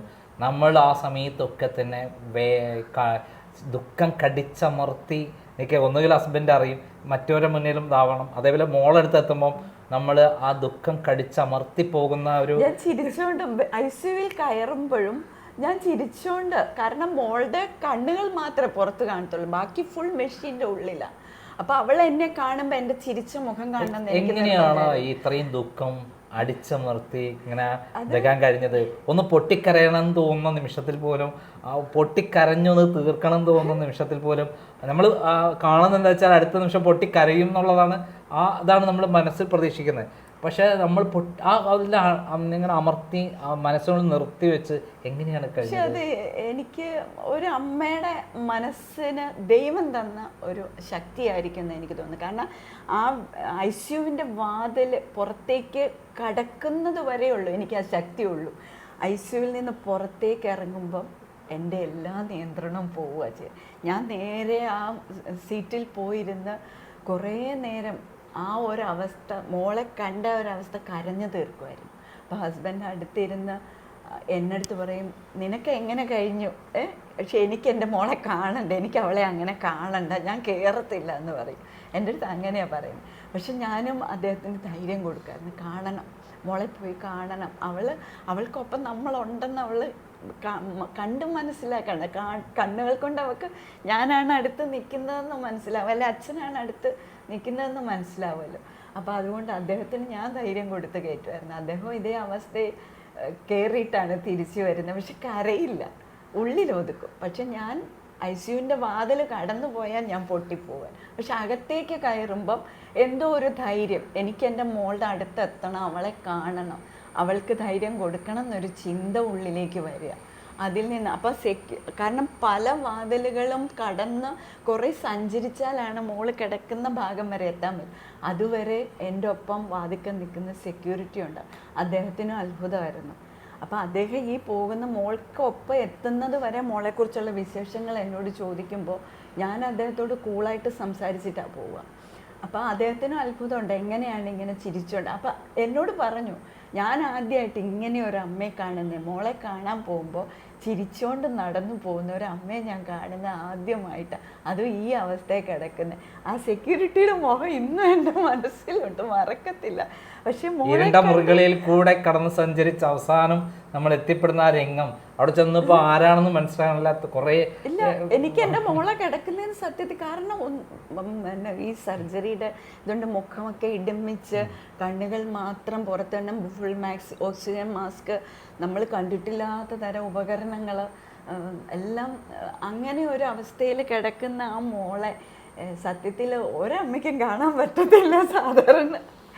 ഇപ്പം എനിക്ക് ചിന്തിക്കുമ്പോൾ ഞാൻ ഓർക്കും, ഇനി എനിക്ക് താങ്ങാൻ പറ്റത്തില്ലായിരിക്കും. പക്ഷെ അറിയില്ല, സാഹചര്യം വരുമ്പോൾ വീണ്ടും ദൈവം തരുമായിരിക്കും. അങ്ങനെ ആ ഓപ്പറേഷൻ ശേഷം വീണ്ടും വല്ലാത്തൊരു അവസ്ഥ വന്നിരുന്നു. അതായത് ഈ ഓപ്പറേഷൻ സക്സസ് ആയി 2 മാസം കഴിഞ്ഞു. ആസ്ട്രോ മെഡിസിറ്റിയാണ്, അവിടെ എത്ര ലക്ഷങ്ങൾ ചിലവാക്കിയിട്ടുണ്ടെന്ന് അതിനകത്ത് പറഞ്ഞിട്ടില്ല. പക്ഷെ നമുക്ക് ഊഹിക്കാവുന്നുള്ളൂ, ലക്ഷങ്ങൾ പൊടി പിടിച്ചാൽ മാത്രമേ അവിടെ നിൽക്കുള്ളൂ എന്ന് നമുക്കറിയാം. എനിക്ക് ആസ്ട്രോ മെഡിസിറ്റി നല്ല ബന്ധമുള്ള ഒരാളാണ്. അവിടെ അത്രയും ബന്ധം ഉണ്ടാവുന്ന പല കാരണങ്ങൾ ഇതേപോലെ ഉണ്ട്. അപ്പം അതിൽ രണ്ടാമത് കുട്ടിക്ക് പസ് വന്നിട്ട്, ഇൻഫെക്ഷൻ വന്നിട്ട് ഉണ്ടാകുന്ന ഒരു ജീവിതത്തിലെല്ലാം നഷ്ടപ്പെട്ടു എന്ന് പറയുന്ന ഒരു വല്ലാത്ത, അതിനെ എങ്ങനെ അഭിമുഖീകരിച്ചു? അവിടെ ഞങ്ങളുടെ അവസ്ഥ ശരിക്കും പറഞ്ഞു കഴിഞ്ഞാൽ ഈ വലിയ 2 സർജറികൾക്ക് ശേഷവും 1 മാസം ഹോസ്പിറ്റലിൽ നിന്ന് നമ്മൾ ഡിസ്ചാർജ് ആയിട്ടില്ല. അവർ ഡോക്ടേഴ്സ് ഭയന്ന ഒരു കാര്യവും അത് തന്നെയായിരുന്നു. കാരണം അവർ നമ്മളോട് പൂർണ്ണമായിട്ട് സഹകരിക്കണം എന്ന് പറഞ്ഞപ്പോൾ ഈ ഒരു കാര്യം അവരുടെ മനസ്സിലുണ്ടായിരുന്നിരിക്കാം. ഒരു സംഭവിക്കാം, ഇങ്ങോട്ടും അങ്ങോട്ടും ആവാം. അതാണ് നമ്മൾ നൂൽപ്പുഴയിലൂടെ നൂൽപ്പാലത്തിലൂടെയുള്ള യാത്ര എന്ന് കരുതി. കാരണം ജീവിതം അങ്ങോട്ടാവാം ഇങ്ങോട്ടാവാം, ആ പൊസിഷനിലാണ് ഡോക്ടർക്ക് ഇട്ട് കൊടുക്കുന്നത്. അതെ. അപ്പോൾ ഡോക്ടർമാർ നമ്മളോട് എല്ലാ ദിവസവും കയറി വരുമ്പം അവരുടെ മുഖത്തൊരാകാംക്ഷയുണ്ട്. റൂമിലേക്ക് മോളെ ഡെയിലി വന്ന് നോക്കുമ്പോൾ അവരുടെ ഗൗരി എന്നൊരു വിളിയിലൂടെയാണ് വരുന്നത്. അപ്പം ഗൗരിയുടെ ഒരു റിയാക്ഷനാണ് അവരുടെ ഫേസിലും ആ ഒരു സന്തോഷം. ഒരു ദിവസം ഈ അവളുടെ ശരീരത്തിൻ്റെ അതേ നീളത്തിലാണ് ഈ ഓപ്പറേഷൻ്റെ മുറിവ്. നട്ടെല്ലിന്റെ ആദ്യം മുതൽ അവസാനം വരെ സ്പൈനൽ കോഡുമായിട്ട് ബന്ധപ്പെട്ട് കഴുത്തിന് തൊട്ട് താഴെ മുതൽ എൻഡ് വരെ, മീൻസ് നട്ടെല്ല് തീരുന്നത് വരെ വളരെ നീളത്തിലുള്ള ഒരു, അതായത് ഈ മുഴയുടെ സ്ഥാനത്ത് മാത്രം നമ്മുടെ ഒരു കൈപ്പത്തി മുഴുവനും കയറ്റാവുന്ന മുറിവാണ്. ഉള്ളിലേക്ക് ഇറങ്ങി ആഴ്ന്നിട്ടുള്ള ഒരു മുറിവാണ് അവിടെ ഉണ്ടാക്കിയിരിക്കുന്നത്. അപ്പോൾ ആ മുറിവിൽ ഇൻഫെക്ഷൻ ഉണ്ടാകാൻ ചാൻസ് ഉണ്ടെന്ന് ഡോക്ടേഴ്സിന് പറയും. വളരെ കെയർഫുള്ളായിട്ട് പോലും ഒരു അപ്പം ഡോക്ടേഴ്സ് തന്നെയാണ് ഈ മുറിവ് ഡ്രസ്സ് ചെയ്യുക, ജൂനിയർ ഡോക്ടേഴ്സാണ് അവർക്ക് മോൾക്ക് സഹിക്കാൻ വയ്യാത്ത വേദന മുറിവിൻ്റെ അവിടെ. അപ്പം അവർ സംശയം തോന്നിയപ്പം പസ് പതുക്കെ പുറത്തേക്ക് വരുന്നു. അവർ വീണ്ടും ഓപ്പറേഷൻ തിയേറ്ററിലേക്ക് മോളെ കൊണ്ടുപോകും, മുറിവ് റീഓപ്പൺ ചെയ്യുന്നു. അപ്പോൾ അവരിത് വീഡിയോ എടുത്ത് ഞങ്ങളെ കാണിച്ചപ്പോൾ സത്യത്തിൽ ഞങ്ങൾ ഞെട്ടിപ്പോയി. കാരണം ഉള്ളിൽ ഫുള്ള് പഴുപ്പ് നിറഞ്ഞിരിക്കും. അതെടുത്ത് കൾച്ചർ ചെയ്തു. അപ്പോഴാണ് അറിയുന്നത് വളരെ റെയറായിട്ടുള്ള ബാക്ടീരിയ ആണ് ബാധിച്ചിരിക്കുന്നത്, അതിന് മെഡിസിൻ ഇല്ല. എന്ത് ചെയ്യണം എന്നറിയാൻ വയ്യാത്ത ഒരവസ്ഥ. പ്ലാസ്റ്റിക് സർജറി വിഭാഗത്തിനും കൂടി ഇത് അവർ കൈമാറി. വീണ്ടും ഹോസ്പിറ്റൽ ദിവസങ്ങൾ നീണ്ടു പോയിക്കൊണ്ടേയിരുന്നു. എങ്ങനെ മോളെ ഈ ഒരു അവസ്ഥയിൽ നിന്ന് ഞങ്ങൾക്ക് തിരിച്ച് കിട്ടണേ എന്നുള്ള ഒരു പ്രാർത്ഥനയോടെ ആയിരുന്നു. പിന്നെ അപ്പം ഡോക്ടർമാർ പറയുന്നുണ്ട് ഞങ്ങൾക്ക് ചെയ്യാനുള്ളത് ഞങ്ങൾ ചെയ്യും, ബാക്കി ദൈവത്തിൻ്റെ കയ്യിൽ, താൻ പാതി ദൈവം പാതി, ദൈവത്തിൻ്റെ കയ്യിൽ എന്ന് പറയുന്ന അത് കഴിവതും ഹസ്ബൻഡ് എന്നെ അതും അറിയിച്ചില്ല. അപ്പോഴും അദ്ദേഹത്തോടായിരുന്നു അത് പറഞ്ഞ്. അപ്പം അദ്ദേഹത്തിന് അറിയാമായിരുന്നു എന്തും സംഭവിക്കാം എന്ന്. പക്ഷേ അവിടെ ഈശ്വരൻ്റെ ഒരു കൈകടത്തലുണ്ടായി. കാരണം ഈശ്വരനെ കണ്ടു എന്ന് ഞങ്ങൾ പറയുന്നുണ്ടല്ലോ. മോള് 404 നമ്പർ റൂം, അവിടെ വെച്ച് ദൈവത്തെ കണ്ടു ഞാൻ എന്ന് പറയുന്നത് എന്താണ് ശരിക്കുള്ള അനുഭവം എന്ന് പറയുന്നത്? ആ അനുഭവം എന്താന്ന് ചോദിച്ചാൽ, നമ്മൾ ആദ്യത്തെ 12 ദിവസം കിടന്നു എന്ന് പറയുന്നുള്ളൂ. ആ സമയത്തും മോൾക്ക് വളരെ ശക്തിയേറിയ പെയിൻ കില്ലറുകൾ, അപ്പം കണ്ടുപിടിച്ചിട്ടില്ല എന്താണ്. ശക്തിയേറിയ പെയിൻ കില്ലറുകളിൽ മാത്രമാണ് അവിടെയും കടന്നു പോകുന്നത് ഓരോ രാത്രി. അപ്പോൾ ഇതിൻ്റെ എഫക്റ്റ് വിടുമ്പോൾ പെയിൻ സ്റ്റാർട്ട് ചെയ്യുക. അപ്പം ഞാൻ മോൾ ഈ വേദന കൊണ്ട് അലറി കരയുമ്പോൾ ശരിക്കും ഞാൻ നഴ്സിംഗ് സ്റ്റേഷനിലേക്ക് ഓടി ചെല്ലും. എൻ്റെ മോൾക്ക് ഇനി മരുന്ന് കൊടുക്കും. അപ്പോൾ അവർ പറഞ്ഞു, ചേച്ചി അതിൻ്റെ പരിധി കഴിഞ്ഞ് ഇനി നമുക്ക് കൊടുക്കാൻ പറ്റത്തില്ല, ഡോക്ടേഴ്സ് സമ്മതിക്കത്തില്ല എന്ന് പറയും. അപ്പം ഞാൻ തിരിച്ചു മോളുടെ അടുത്ത് വന്ന് മോളുടെ കട്ടിലിൻ്റെ ചെയർ ഇട്ടിട്ട് ഞാൻ പറഞ്ഞു, മോളെ നമുക്ക് ദൈവത്തെ വിളിക്കാം. അതായത് നമ്മൾ ഏറ്റുമാനൂരാണല്ലോ, ഞങ്ങൾ ഏറ്റുമാനൂരപ്പനെയാണ് എപ്പോഴും മുറുകെ പിടിച്ചിരിക്കുന്നത്, ഭഗവാനെ വിളിക്കാം. അപ്പോൾ ഞാൻ ഉറക്കെ വിളിച്ചു, ഞാൻ ഓം നമ ശിവായ ജപിച്ചു, ഉറക്കെ ജപിച്ചപ്പം മോള് എൻ്റെ അടുത്ത് പറഞ്ഞു, അമ്മ പുറത്ത് കേൾക്കും എന്ന് പറഞ്ഞു. ഞാൻ പറഞ്ഞു സാരമില്ല, ഭഗവാനെ അല്ലേ വിളിക്കാം, മോള് അമ്മയ്ക്കൊപ്പം വിളിക്കണം എന്ന് പറഞ്ഞു. അപ്പോൾ ഞാൻ പറഞ്ഞു ഒച്ചത്തിൽ വിളിക്കാൻ, കാരണം അത്രയ്ക്ക് വിളിക്കുക എന്നുള്ളതാണ് അവിടെ. അതെ, അത്രയ്ക്ക് വേദനയായിരുന്നു, ഭയങ്കരമായ വേദന. അപ്പോൾ അവളും എനിക്കൊപ്പം ഓം നമ ശിവായ ജപിച്ചു. അങ്ങനെ ജപിച്ച് അതിന് എത്രയോ സമയങ്ങൾ ആ ഒരേ ഒച്ചത്തിൽ ഞങ്ങൾ വിളിച്ചു. മോൾ മയക്കത്തിലേക്ക് പോയി. ഞാൻ ബെഡിലേക്ക് പതുക്കെ തല ഇങ്ങനെ ചായച്ചു വെച്ച് കിടന്നു. എത്ര സമയം കഴിഞ്ഞു എന്നറിഞ്ഞില്ല. പെട്ടെന്ന് ഞെട്ടി ഉണർന്നിട്ട് പറഞ്ഞു, അമ്മ ഞാൻ ഈശ്വരനെ കണ്ടു, ഈശ്വരൻ വന്നു എന്ന് പറഞ്ഞപ്പോൾ ഗ്ലാസ് ഇട്ട ഇതായിരുന്നു. അപ്പം ഗ്ലാസിൻ്റെ അപ്പുറത്ത് ഒന്നും അറിയാത്തൊരു കുഞ്ഞ്, പക്ഷേ ഏറ്റുമാനൂരപ്പനെ വിളിച്ചപ്പോൾ മനസ്സിൻ്റെ ഉള്ളിൽ നിറഞ്ഞു നിൽക്കുന്ന ഈശ്വരനെയാണ് നേരിട്ട് ദർശിച്ചതെന്ന് പറയുന്ന ഒരു പ്രത്യേക അവസരം അതിനകത്ത് ജീവിതത്തിൽ പുതിയ പ്രത്യാശ കൊടുക്കുന്ന ഒരു പ്രത്യേക അവസ്ഥയും. ആ വേദനയിലും നമുക്ക് ദൈവം തുണയുണ്ട്, ദൈവം തന്ന ജീവനാണ്, ആ ദൈവം നമ്മുടെ കൂടെയുണ്ട്. ഇത്രയും വിഷമങ്ങളൊക്കെ ഉണ്ടാക്കിയതും ദൈവം തന്നെയാണെന്ന് കൂടി നമ്മൾ ഓർക്കണം. അപ്പം ആ ദൈവം വന്ന് അവിടെ പ്രത്യക്ഷപ്പെട്ടു എന്ന് പറയുന്നത് വെറുതെ പറയുന്നതായിട്ട് നമുക്ക് തോന്നില്ല. കാരണം ആ കുട്ടി അങ്ങനെ അറിവില്ലല്ലോ, ആ കുട്ടി രൂപം ഭാവമൊക്കെ അതിൽ വിവരിക്കുകയാണ്. തീർച്ചയായും മുഖം വ്യക്തമല്ല, കഴുത്തിൽ ഇതുണ്ട്, ശംഖുണ്ട്, എല്ലാം ഉണ്ട്. അമ്മ എനിക്ക് മുഖം കാണാൻ കഴിഞ്ഞില്ല എന്ന് പറയുമ്പോൾ ഞാൻ ശരിക്കും പറഞ്ഞ അന്നേരം എനിക്ക് ഈശ്വരൻ നമുക്കൊപ്പം ഉണ്ട്, ഭഗവാൻ ഇവിടെ വന്നു, ഇനി നമ്മൾ ഭയക്കണ്ട, ഇതിനൊരു തീരുമാനം ഉണ്ടാവും, നാളെ നേരം വെളുക്കുമ്പോൾ നമുക്ക് എല്ലാത്തിനും ഒരു ഇത് കിട്ടുമെന്ന് മോളോട് പറഞ്ഞു. പക്ഷേ അതൊരു എന്താണെന്ന് എനിക്ക് പറയാൻ ഇപ്പോഴും എനിക്കറിയത്തില്ല. പിറ്റേ ദിവസം ഡോക്ടേഴ്സ് വരുന്ന ഒരു തീരുമാനം എടുത്തിട്ടായിരുന്നു ഞങ്ങൾ. അപ്പോഴാണ് അവരോട് പിറ്റേ ദിവസം ഡോക്ടർമാർ പ്രത്യക്ഷപ്പെടുന്നു എന്ന് പറയുന്ന അവസരമാണ്.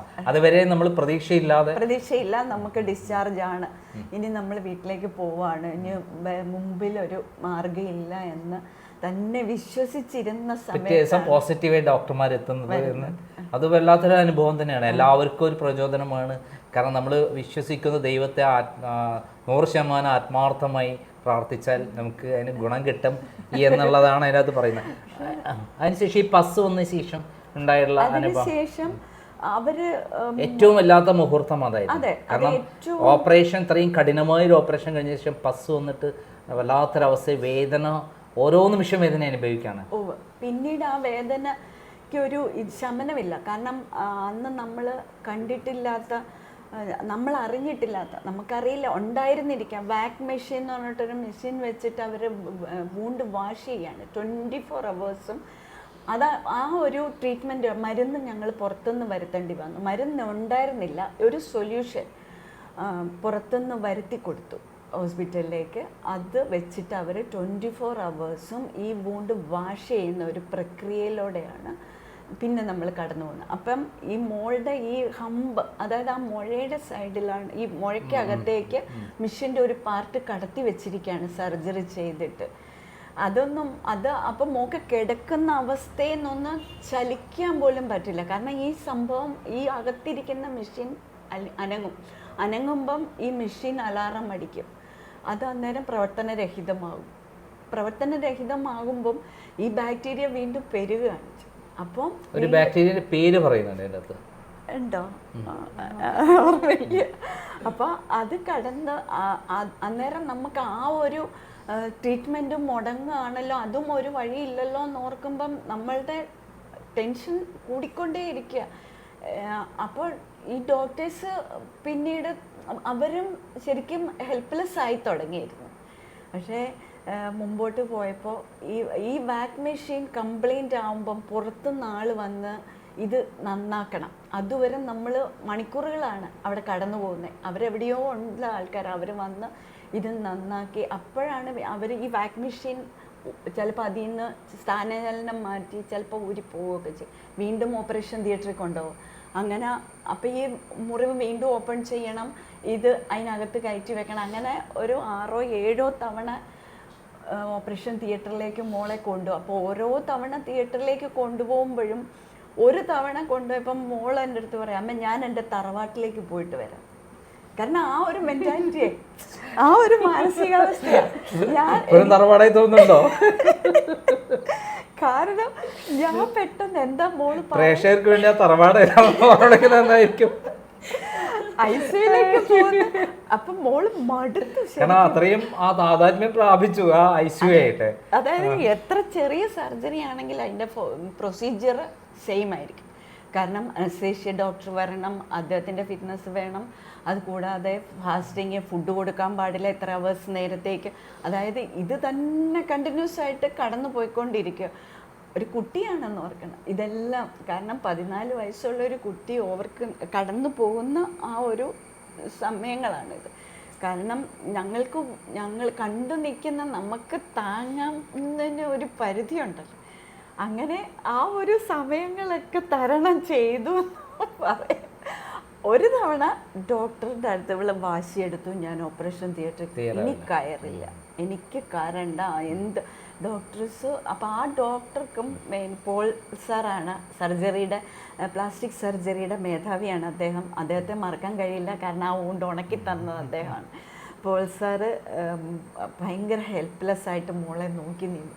കാരണം അവള് വാശിയോടെ പറഞ്ഞു, ഞാൻ ഇനി തിയേറ്ററിൽ കയറില്ല. അവസാനം നമ്മൾ റൂമിലേക്ക് താഴെ ഒരു റൂമിൽ തന്നെ സെറ്റ് ചെയ്തു, തിയേറ്റർ ആയിട്ട് അവർ സെറ്റ് ചെയ്തു. അത് ആ ഹോസ്പിറ്റലോട് നമ്മൾ കാണിക്കുക അവരോട് മറക്കാൻ പറ്റാത്തൊരു അനുഭവമാണ്. കാരണം ആസ്ട്രോ മെഡിസിറ്റി പോലുള്ള വലിയൊരു ഹോസ്പിറ്റൽ അവരെ ഓപ്പറേഷൻ തിയേറ്ററിൽ നിന്ന് തിരിച്ച് നമ്മുടെ സ്ഥലത്തേക്ക് ഒരു ഓപ്പറേഷൻ തിയേറ്റർ സെറ്റ് ചെയ്യാന്ന് പറയുന്നത്. അതെ, കാരണം മോളുടെ വാശി എന്താ വെച്ചാൽ തിയേറ്ററിൽ അമ്മ ഒപ്പം നിൽക്കണം. കാരണം അതിന് നിയമം അമ്മയെ കണ്ടുകൊണ്ട് നിൽക്കണം.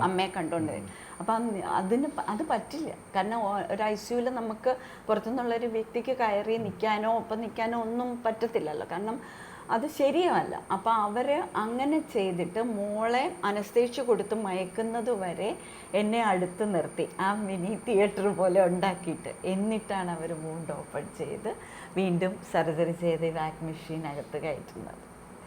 അങ്ങനെ വരെ ആസ്ട്രോ മെഡിസിറ്റി കൊണ്ട് ഞങ്ങൾക്ക് ആ ഒരു എനിക്ക് ഇങ്ങനെ തന്നത് ആ ഹോസ്പിറ്റലാണ്. Dileep Panicker sir, Anoop sir, Paul sir, security എനിക്ക് ഏറ്റവും താഴേന്നു ഏറ്റവും മേലെ വരെയുള്ള സ്റ്റാഫ് ഞങ്ങൾക്കൊപ്പം. നമ്മളൊരു സിനിമയിൽ ഉള്ള പോലെയാണ് കൃത്യമായിട്ട് അതിന്റെ ചിത്രീകരണം പോണത്.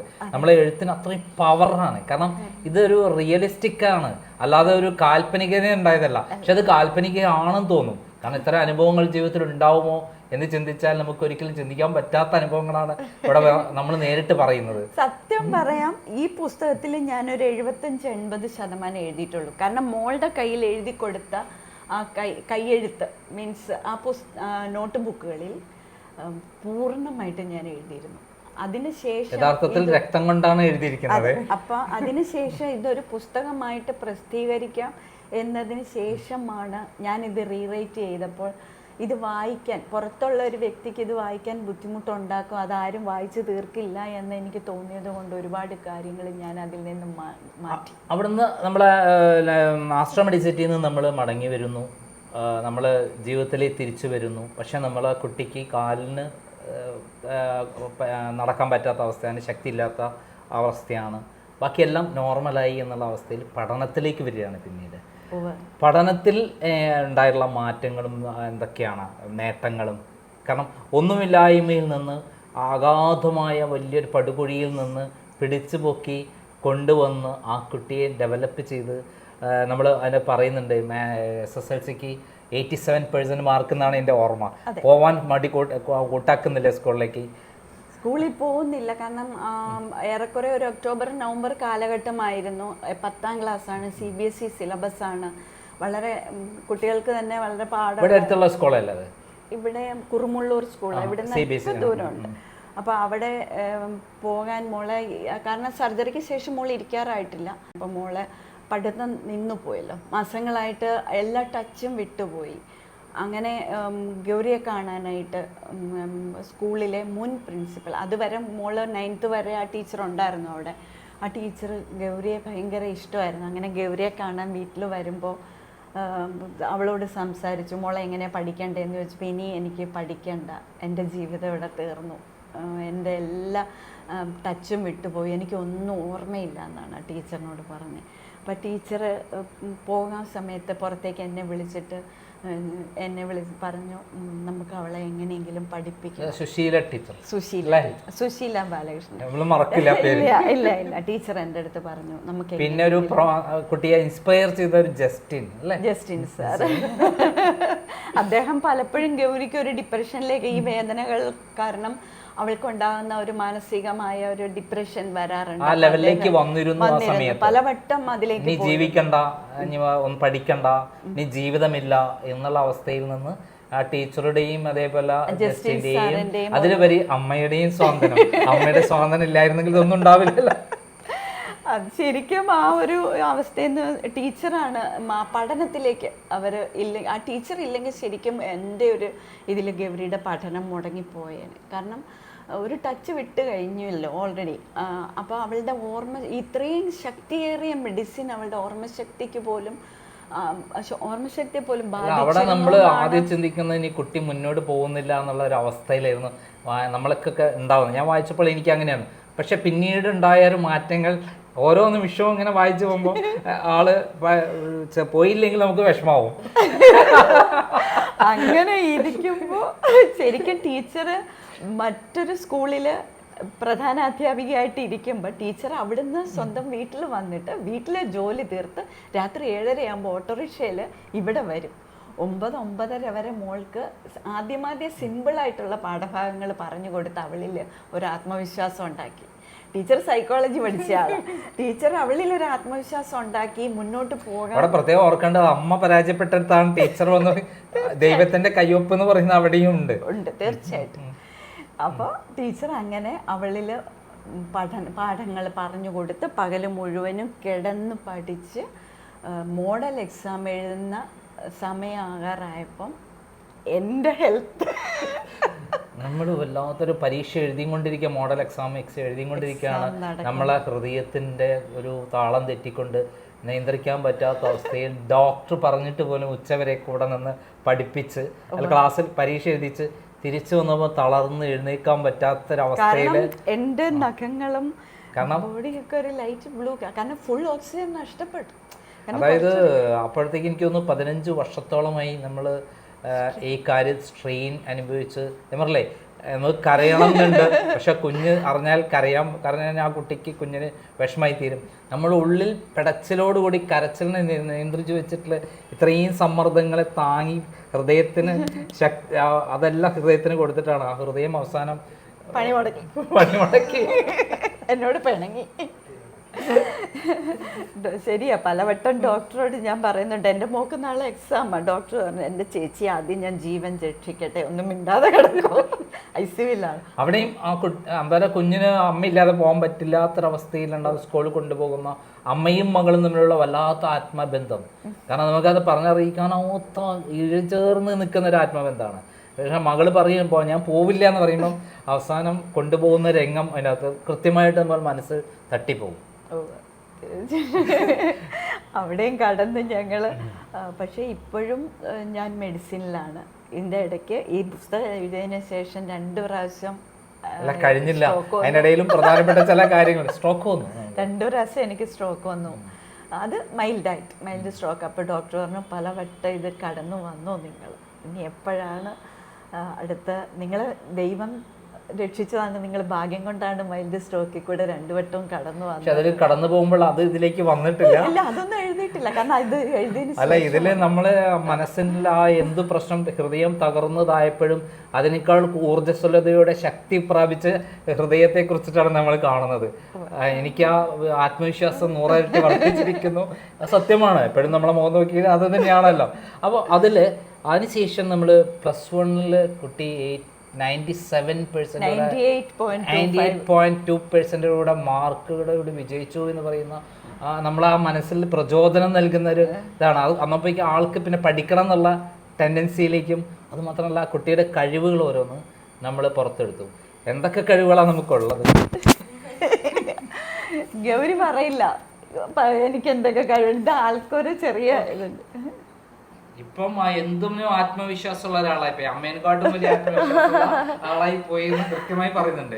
സ്കൂളിൽ എന്റെ ആവശ്യമില്ല, അവിടെ എനിക്ക് ധാരാളം സുഹൃത്തുക്കൾ വന്നു, ടീച്ചേഴ്സ് വന്നു, ഞാൻ എല്ലാരെയും കൂടെ നന്നായി എന്റെ മകള് വിജയിച്ചിരിക്കുന്നു എന്ന് അമ്മ അഹങ്കാരത്തോടെ പറയുന്ന നിമിഷങ്ങളുണ്ട്. അതില് നന്നായി പാടെന്ന് പറയുന്നുണ്ട്. അപ്പൊ ഒന്ന് നന്നായി പാടാമോ പ്രേക്ഷകർക്ക് വേണ്ടിയിട്ട്? ഏറ്റവും ഇഷ്ടപ്പെട്ട ഒരു പാട്ട് നന്നായി പാടിക്കൊടുക്കും. ആലോചിക്കട്ടെ ഒരു പാട്ട്. അന്നും ഇന്ന് ഈ പുഞ്ചിരി തന്നെയാണ് അല്ലേ? അമ്മയ്ക്കും അതുപോലെ തന്നെ പുഞ്ചിരി തന്നെയാണ്. അതെ, അതെപ്പോഴും ചിരിച്ചിട്ടേ ഇരിക്കുള്ളൂ. അമ്മ കരയുമ്പോഴും പുഞ്ചിരിക്കുകയാണെന്ന് നമ്മൾ മനസ്സിലാക്കിയിട്ടുണ്ട് പലപ്പോഴും. അമ്മ ഇത് ഇന്നെ പറ്റിക്കണ്ടെന്ന് പറയുന്നത്. അമ്മ എന്നെ കാണിക്കാതിരിക്കാനായിട്ട് ചിരിച്ച് നിൽക്കും. അപ്പൊ അറിയാതെ എനിക്ക് മനസ്സിലുണ്ടല്ലോ എന്ന് കൃത്യമായി പറയുന്നത്.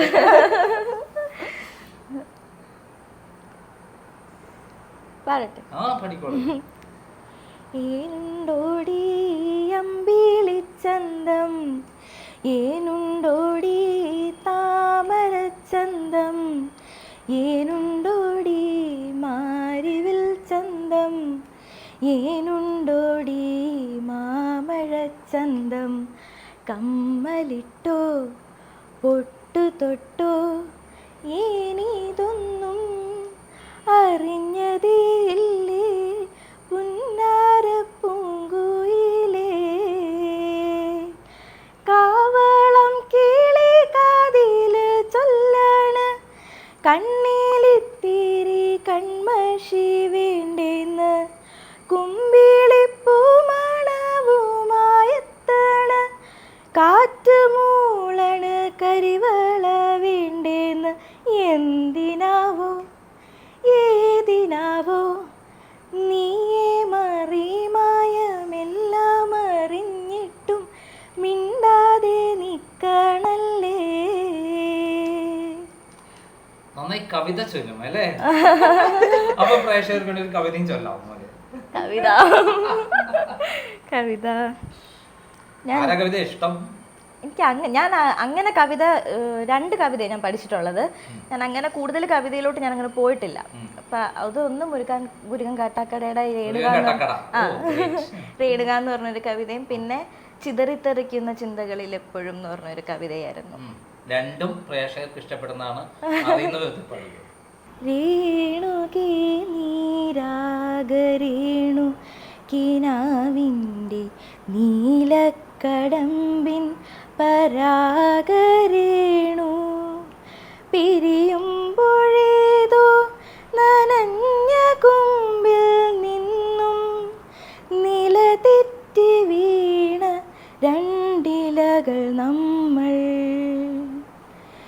രേണുകേ നാം രണ്ടു മേഘശകലങ്ങളായി അകലേക്കു മറയുന്ന ക്ഷണഭംഗികൾ മഴവില്ലു താഴെ വീണുടയുന്ന മാനത്ത് വിരഹമേഘ ശ്യാമഘനഭംഗികൾ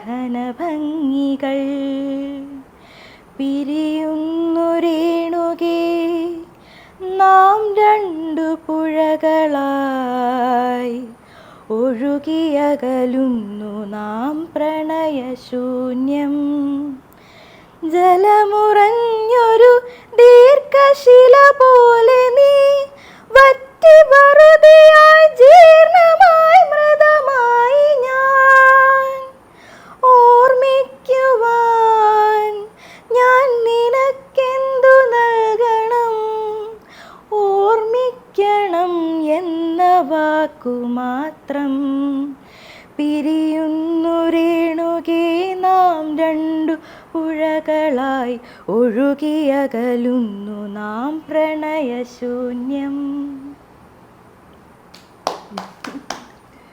അടുത്ത കൂടി അതിഗംഭീരമായി പാടിയിട്ടുണ്ട്. Thank you. മനസ്സിൽ നിന്ന് പാടിയിട്ടുണ്ട്. ചിലപ്പം മനസ്സിൻ്റെ ഉള്ളിൽ തട്ടിയിട്ടാണോ പാടിയെന്നും കൂടി സംശയം. ചിതറിത്തെറിക്കുന്ന കാട്ടുപൂവ് എന്ന് പറഞ്ഞിട്ട് അല്ല, അത് വേറൊരു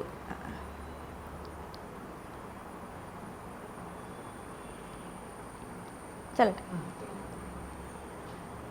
ചിതറിത്തെറിക്കുന്ന ചിന്തകളിലെപ്പോഴും നിന്റെ ഈ പുഞ്ചിരിയൊന്നു മാത്രം മഴവില്ലു പോലെ നീ മനസ്സിൽ തെളിയുമ്പോൾ ഉണരുന്നു എന്നിലെ മോഹങ്ങളും ചിതറിത്തെറിക്കുന്ന ചിന്തകളിലെപ്പോഴും നിന്റെ ഈ പുഞ്ചിരിയൊന്നു മാത്രം മഴവില്ലു പോലെ നീ മനസ്സിൽ തെളിയുമ്പോൾ ഉണരുന്നു എന്നിലെ മോഹങ്ങളും കൃഷ്ണ തുളസി കതിർത്തുമ്പു മോഹിക്കും നിന്റെ ഈ വാർമുടിച്ചുരുളിലെത്താൻ പൂജയ്ക്കെടുക്കാത്ത പൂവായ ഞാനും മോഹിച്ചിടുന്നു നിന്നരികിലെത്താൻ മണമില്ല മധുവില്ല പൂജയ്ക്കെടുക്കില്ല താനേ വളർന്നൊരു കാട്ടുപൂവാണു ഞാൻ വിടരും മുൻപേ പൊഴിയുന്ന ഇതളുള്ള പൂജയ്ക്കെടുക്കാത്ത കാട്ടുപൂവാണു ഞാൻ. അതായത് നമ്മളതിന് മുമ്പ് ഇതുള്ള വീഴൊന്നുമില്ല. ഇനിയും എത്രയോ കാലം മുന്നോട്ട് പോവാണ്ട്. അപ്പം നമ്മൾ നന്നായി ചിത്രം വരയ്ക്കാൻ ചെയ്യല്ലേ? ചിത്രം ഞാൻ വരയ്ക്കുമായിരുന്നു. വേദന മാറ്റാൻ, വേദന മറക്കാൻ നമ്മൾ ചിത്രം വരച്ചു എന്ന് അങ്ങനെയാണ് ഞാൻ തുടങ്ങിയത്. ചിത്രം വരയ്ക്കാൻ തുടങ്ങിയത് അങ്ങനെയാണ്. ഏറിപ്പോകുന്ന വല്ലാതെ വല്ലാതെ പിടിച്ചു വലിക്കുന്ന നമ്മളെ ഇങ്ങനെ മജ്ജയും മാംസം ഇങ്ങനെ പിടിച്ചു വലിക്കുന്ന വേദന ഉണ്ടായിരുന്നു. ആ വേദനയെ മറക്കാൻ നമ്മൾ ചിത്രം വരച്ചു എന്നാണ് എന്റെ എന്താ പറയാൻ പോകുന്നത്. എനിക്ക് വേദന കാരണം ഉറങ്ങാൻ പറ്റാത്ത രാത്രികളിൽ ഉറങ്ങാൻ പറ്റണില്ല. അപ്പം എന്തെങ്കിലും ചെയ്യണമല്ലോ. അപ്പം അമ്മേനോട് പറഞ്ഞു നീ നിനക്ക് ഇഷ്ടമുള്ളതൊക്കെ ചെയ്യാൻ പറഞ്ഞു. അങ്ങനെയാണ് ഞാൻ ജസ്റ്റ് ഫോണിൽ സിമ്പിളായിട്ടുള്ള പടങ്ങളൊക്കെ കാണുമ്പോൾ അത് ജസ്റ്റ് പെൻസിൽ ഡ്രോയിങ് ആയിട്ട് അല്ലെങ്കിൽ ചുമ്മാ കുഞ്ഞു പിള്ളേരൊക്കെ വരയ്ക്കുന്ന പോലെ ജസ്റ്റ് വരച്ച് തുടങ്ങിയതാണത്. അപ്പോൾ അങ്ങനെ വരച്ച് തുടങ്ങിയത് ഒരു പടം ഞാൻ വരച്ചപ്പോഴത്തേക്കിനും എൻ്റെ കസിനാണ് എന്നോട് പറഞ്ഞത് ഇത് ജസ്റ്റ് ഒന്ന് പെയിൻറ് ചെയ്ത് നോക്ക് അപ്പം നല്ലതായിരിക്കും എന്നിങ്ങനെ പറഞ്ഞു. അപ്പം അങ്ങനെ ഞാൻ പെയിൻറ് ചെയ്തു. ജസ്റ്റ് ആദ്യത്തെ ഒരു പിക്ചർ അങ്ങനെ പെയിൻറ് ചെയ്തപ്പോൾ എല്ലാവർക്കും നല്ലതായിട്ട് ഇഷ്ടപ്പെട്ടു. അങ്ങനെയാണ് ഞാൻ ചോദിച്ചത് എന്നാൽ പെൻസിൽ ഡ്രോയിങ് അല്ലാതെ പെയിൻറ്റിങ്ങിലേക്ക് പോകാമെന്ന് കരുതിയിട്ട് ഞാൻ അങ്ങനെ പെയിൻറ്റിങ് ചെയ്യാൻ തുടങ്ങിയത്. അപ്പം വേദനകൾ മറക്കാനായിട്ട് ഇങ്ങനെ ഓരോ പിക്ചേഴ്സ് സിമ്പിളായിട്ടുള്ളത് എനിക്ക് പറ്റുന്നത് നോക്കി നോക്കി വരച്ചാണ് ഞാൻ ഒരുപാട് പടങ്ങൾ അങ്ങനെ വരച്ചിരുന്നു. അത് കഴിഞ്ഞ് സർജറിക്ക് ശേഷം പൂർണ്ണമായിട്ട് മാറി എല്ലാം കഴിഞ്ഞിട്ട് ഞാൻ ചെക്കപ്പിനൊക്കെ പോകുമ്പോൾ ഈ വരച്ച പടങ്ങൾ ഫ്രെയിം ചെയ്ത് ഞാൻ ഡോക്ടേഴ്സിന് കൊടുക്കുകയും നേഴ്സിംഗ് സ്റ്റേഷനിലൊക്കെ കൊടുക്കുകയൊക്കെ ചെയ്തായിരുന്നു. ഇപ്പോഴും അവരുടെ ഡോക്ടേഴ്സിൻ്റെ ടേബിളിലൊക്കെ ആ പിക്ചേഴ്സ് ഇരിപ്പുണ്ട്. അത് കഴിഞ്ഞ ദിവസം ഞാൻ ചെക്കപ്പിന് പോയപ്പോഴും ഞാനത് കണ്ടപ്പോൾ ഒരു സന്തോഷമായി എനിക്ക്. അതായത് നമ്മുടെ ജീവിതത്തിൽ അമ്മ എന്ന് പറയുന്ന വല്ലാത്ത വികാരമാണ് നമ്മുടെ ഈ പുസ്തകത്തിൽ കംപ്ലീറ്റ് നിറഞ്ഞു നിൽക്കുന്നത്. പക്ഷെ ഒരു ഘട്ടത്തിലെത്തിയപ്പോൾ അമ്മയ്ക്ക് തീരെ അസുഖം വരികയും അമ്മയ്ക്ക് കൂടെ വരാൻ പറ്റാത്തൊരു സാഹചര്യം വരികയും ചെയ്യുന്ന മുഹൂർത്തം വരികയും പിന്നെ സ്കൂളിലെത്തിയപ്പോൾ നമ്മൾ കൂട്ടുകാരെ കിട്ടുന്നു, മറ്റുള്ള കാര്യങ്ങളിൽ അമ്മ ഉണ്ട്, പക്ഷെ അമ്മയെ ഒരു പിൻബലമാണ്. പിന്നെ നമ്മൾ അവരിലേക്ക് ഇറങ്ങിച്ചെല്ലുകയാണ്. ആ അനുഭവത്തെ പറ്റി ഒന്ന് പറയാം, അമ്മ എന്ന വികാരത്തെ കുറിച്ച്.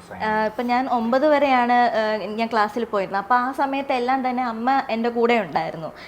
അമ്മയും ഞാനും ഒരുമിച്ചാണ് വരികയും പോവുകയും ചെയ്തുകൊണ്ടിരുന്നത്. അപ്പോൾ അവിടെ എന്നെ ക്ലാസ്സിലിരുത്തുമ്പോൾ അമ്മ അതെ കുറച്ച് ഇല്ല നടക്കാൻ പറ്റില്ലായിരുന്നു. അപ്പം എനിക്ക് മൂന്നാം ക്ലാസ്സിൽ പഠിക്കുമ്പോഴാണ് വീൽ ചെയർ കിട്ടുന്നത്.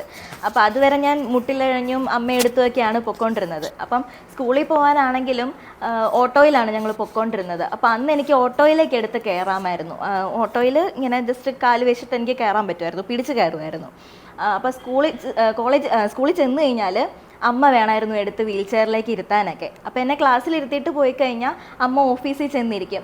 അവിടെ ജസ്റ്റ് അവരെ ഹെൽപ്പ് ചെയ്ത് ജസ്റ്റ് അമ്മയുടെ സമയം പോകാനായിട്ട് അമ്മ ജസ്റ്റ് കണക്കുകളൊക്കെ നോക്കി അങ്ങനെ അമ്മ അവിടെ ഇരിക്കുവായിരുന്നു. പരീക്ഷ എഴുതുന്ന സമയത്ത് പോലും അമ്മയെ കണ്ടുകൊണ്ടാണ് പരീക്ഷ എഴുതിയെന്ന് പറയുന്നത്. ഞാൻ 10th മോഡലൊക്കെ അമ്മയുമുള്ള ആത്മബന്ധം അത്രയും ഡെപ്ത് ആയിരുന്നു. അതെ അമ്മയായിട്ട് എങ്ങനെയാ പറയണതെന്ന് എനിക്കറിയില്ല. അപ്പം ഞാൻ ജനിച്ചപ്പോൾ തൊട്ട് ഞാൻ കണ്ടോണ്ടിരിക്കുന്ന ഒരു മുഖമാണിത്. അപ്പം ഒരു നിമിഷം പോലും അങ്ങോട്ടോ ഇങ്ങോട്ടോ മാറുന്നില്ല, ഫുൾ ടൈം എൻ്റെ കൂടെയാണ്. ഈ അമ്മ ഉണ്ടായിരുന്നില്ല എങ്കിൽ നമ്മൾ ഉണ്ടാകുമായിരുന്നോ എന്ന് നമ്മൾ ചിന്തിക്കുന്നുണ്ടോ? അത് അപ്പോഴല്ലേ, അങ്ങനെ നമ്മൾ ചിന്തിക്കേണ്ട കാര്യമില്ലല്ലോ, ഇപ്പൊ ഉണ്ടല്ലോ.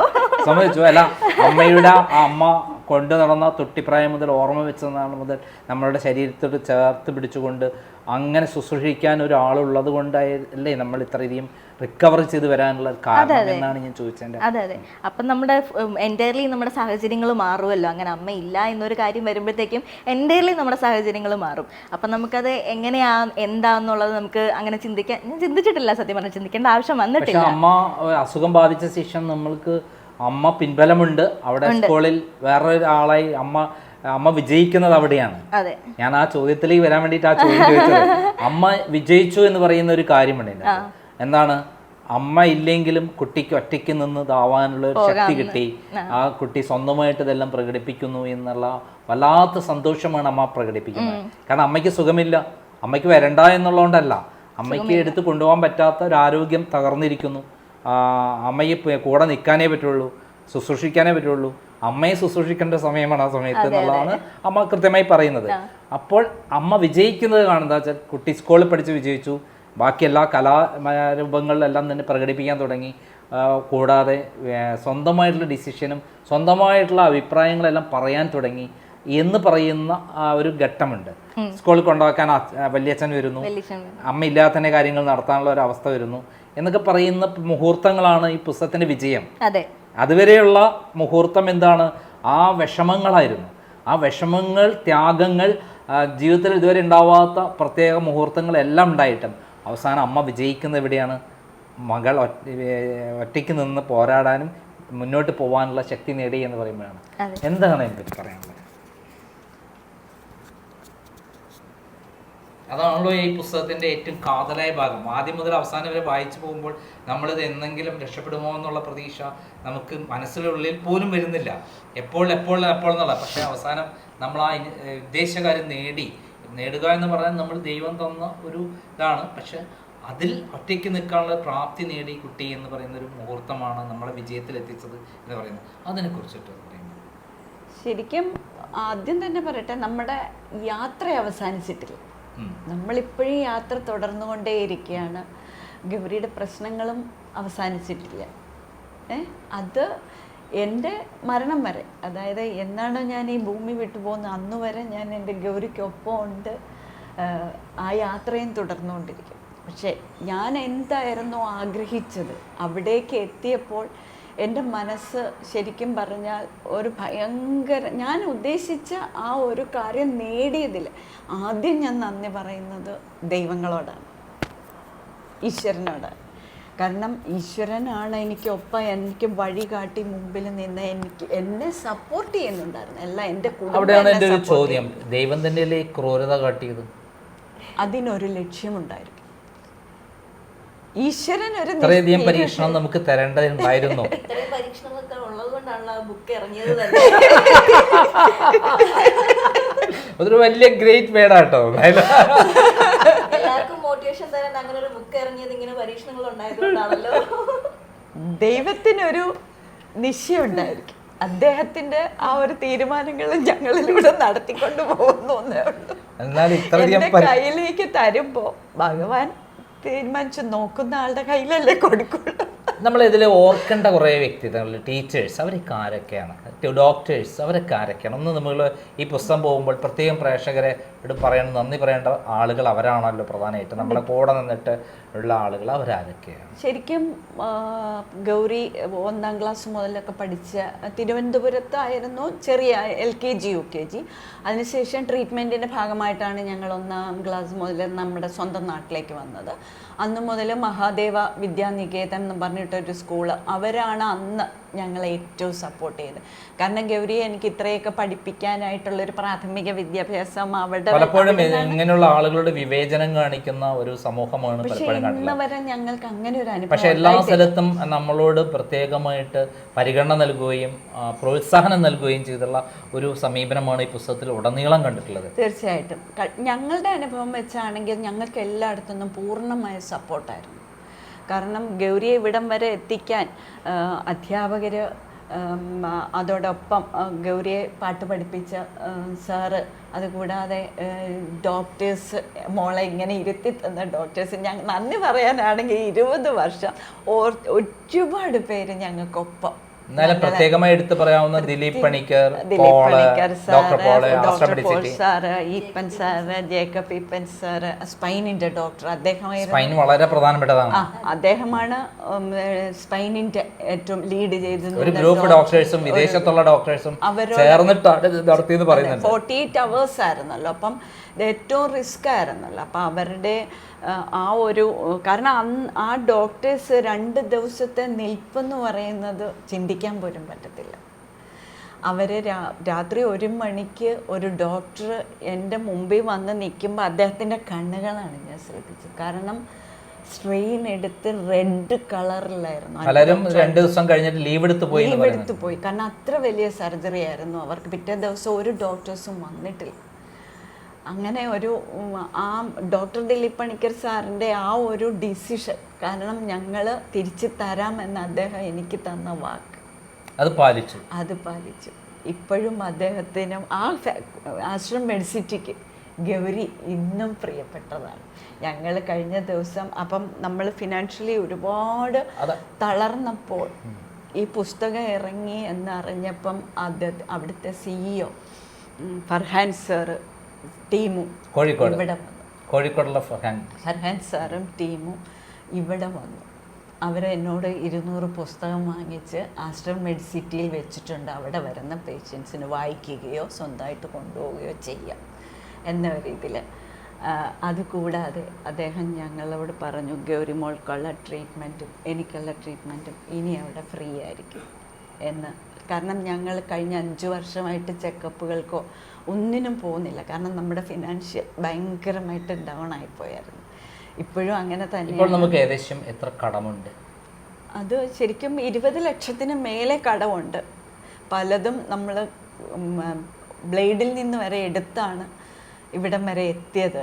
മോളെ അവിടുന്ന് ഹോസ്പിറ്റലിൽ പണം നോക്കിയിട്ടല്ല, നമ്മളെ പണം ഉണ്ടായിട്ടല്ല, പണം ഉണ്ടായിട്ടുമല്ല, പണം എത്ര ആവും ചിന്തിച്ചിട്ടുമല്ല, ജീവൻ തിരിച്ചു കിട്ടണം എന്ന് ചിന്തയോട് കൂടിയിട്ടുള്ള ഒരു പോരാട്ടമാണ് നമ്മുടെ ഈ പുസ്തകത്തിൽ ഉടനീളം കണ്ടിട്ടുള്ളത്. ഞങ്ങളുടെ മോളെ ഞങ്ങൾക്ക് മതിയായിരുന്നു, വേറെ ഒന്നും. കാരണം ഹസ്ബൻഡ് എൻ്റെ അടുത്ത് അവർ ഇങ്ങനെ നിങ്ങൾ ഞങ്ങൾക്കൊപ്പം നിൽക്കണം, വലിയ ചിലവാകും എന്ന് പറഞ്ഞപ്പോൾ ഞങ്ങൾ പുറത്തിറങ്ങി ആദ്യം പറഞ്ഞു നമുക്ക് വീട് വിൽക്കാം. നമുക്ക് വീട് വിൽക്കുകയാണെങ്കിലും നമുക്ക് നമ്മുടെ മോളെ തിരിച്ചു കൊണ്ടുവരണം എന്നായിരുന്നു. പക്ഷേ വീട് വിൽക്കാൻ പറ്റുന്ന സാഹചര്യമല്ല. പിന്നെ ടീച്ചേഴ്സ് അല്ലേ നമ്മളെ ഹെൽപ്പ് ചെയ്ത, അവരൊക്കെ അതായത് SSLC ഹൈസ്കൂൾ പഠിക്കുമ്പോൾ സുശീല ടീച്ചർ, പിന്നെ കോളേജിലെ സുശീല ടീച്ചർ ഇല്ലെങ്കിൽ മോള് M.Com വരെ വീട്ടിൽ വന്ന് മറ്റൊരു സ്കൂളിൽ പോയിട്ടും ഇവിടെ വന്ന് നമ്മളെ പഠിപ്പിച്ച സുശീല ടീച്ചർ മറക്കാൻ പറ്റാത്തതാണ്. Principal Sushila teacher. പിന്നെ നമ്മുടെ +1 ഹയർ സെക്കൻഡറിയിലേക്ക് പോയപ്പോൾ പത്മകുമാർ സാർ ഇതേപോലെ സുഖമില്ലാത്ത അദ്ദേഹം വീൽചെയറിലുള്ള പത്മകുമാർ സാറ് ഗൗരിയുടെ റോൾ മോഡലായിരുന്നു പത്മകുമാർ സാർ. കാരണം അദ്ദേഹം നൽകിയ ആത്മവിശ്വാസം, കാരണം അദ്ദേഹം ഇതേപോലെ അനുഭവസ്ഥനാണല്ലോ. അതെ, അദ്ദേഹം ആ വീൽചെയറിൽ ഇരുന്ന സ്കൂളിലെ ഫുൾ കുട്ടികളെ കൺട്രോൾ ചെയ്യുന്നത് കണ്ട് അദ്ദേഹത്തിന് പറ്റുമെങ്കിൽ എനിക്ക് എന്തുകൊണ്ട് പറ്റുകൂടാന്നുള്ള ഒരു റോൾ മോഡലായിട്ട് കൃത്യമായി പ്രാക്ടിക്കലായി നേരിട്ട് കാണാൻ കഴിഞ്ഞതും നമ്മുടെ ജീവിതത്തിൽ വലിയ മാറ്റം ഉണ്ടാക്കി നമുക്ക്. അതേപോലെ ലാസ്റ്റ് നമ്മൾ ഇപ്പം പഠിക്കുന്നത് ഹ്യൂമാനിറ്റിയാണ് പഠിക്കുന്നത്. B.Com ആണ്. നമ്മൾ +1 +2 ഹ്യൂമാനിറ്റീസ് ആയിരുന്നു, പക്ഷെ B.Com ആണ് എടുത്തത്. +1 +2 പിന്നെ B.Com എടുത്തു. ഇപ്പം M.Com 21 വയസ്സ് കഴിഞ്ഞ് B.Com കഴിഞ്ഞു 21 വയസ്സായി ആൾക്ക്. ഇപ്പോൾ ശരിക്കും M.Com-ലേക്ക് വരാൻ കാരണം നമ്മൾ B.Com 92% മാർക്കോടെയാണ് B.Com പാസ്സായത്. അപ്പോൾ ഞങ്ങൾ M.Com ചെയ്യാൻ പ്ലാൻ ചെയ്തത് ഇഗ്നോ വഴി, അതായത് വീട്ടിലിരുന്ന് ചെയ്യാനാണ് പ്ലാൻ ചെയ്തത്. കാരണം പൈസയുടെ ബുദ്ധിമുട്ടുകൊണ്ട്. അപ്പോൾ മാന്നാനം KE കോളേജിലെ പ്രിൻസിപ്പൽ സാർ ഈ പുസ്തകം വായിക്കാൻ ഇടയാവുകയും അദ്ദേഹം ഞങ്ങളോട് പറഞ്ഞു, മോളെ അങ്ങോട്ട് തന്നാൽ മതി, ഞങ്ങൾ ഇവിടെ പഠിപ്പിച്ചോളാം, എല്ലാ കാര്യങ്ങളും മോൾക്ക് എല്ലാ സൗകര്യങ്ങളും ചെയ്തു തന്നോളാം എന്ന് ഐസൻ സാറും അദ്ദേഹം എല്ലാവരും പറഞ്ഞോടോ കൂട്ടായി എല്ലാവരുടെ ഒരു സപ്പോർട്ട് പറഞ്ഞപ്പോൾ ഞങ്ങളിപ്പോൾ അവിടെ മാന്നാനം KE കോളേജിൽ കൊണ്ട് ചേർത്തു. ക്ലാസ് തുടങ്ങിയിട്ടില്ല, ഉടനെ തുടങ്ങും മോൾക്ക്.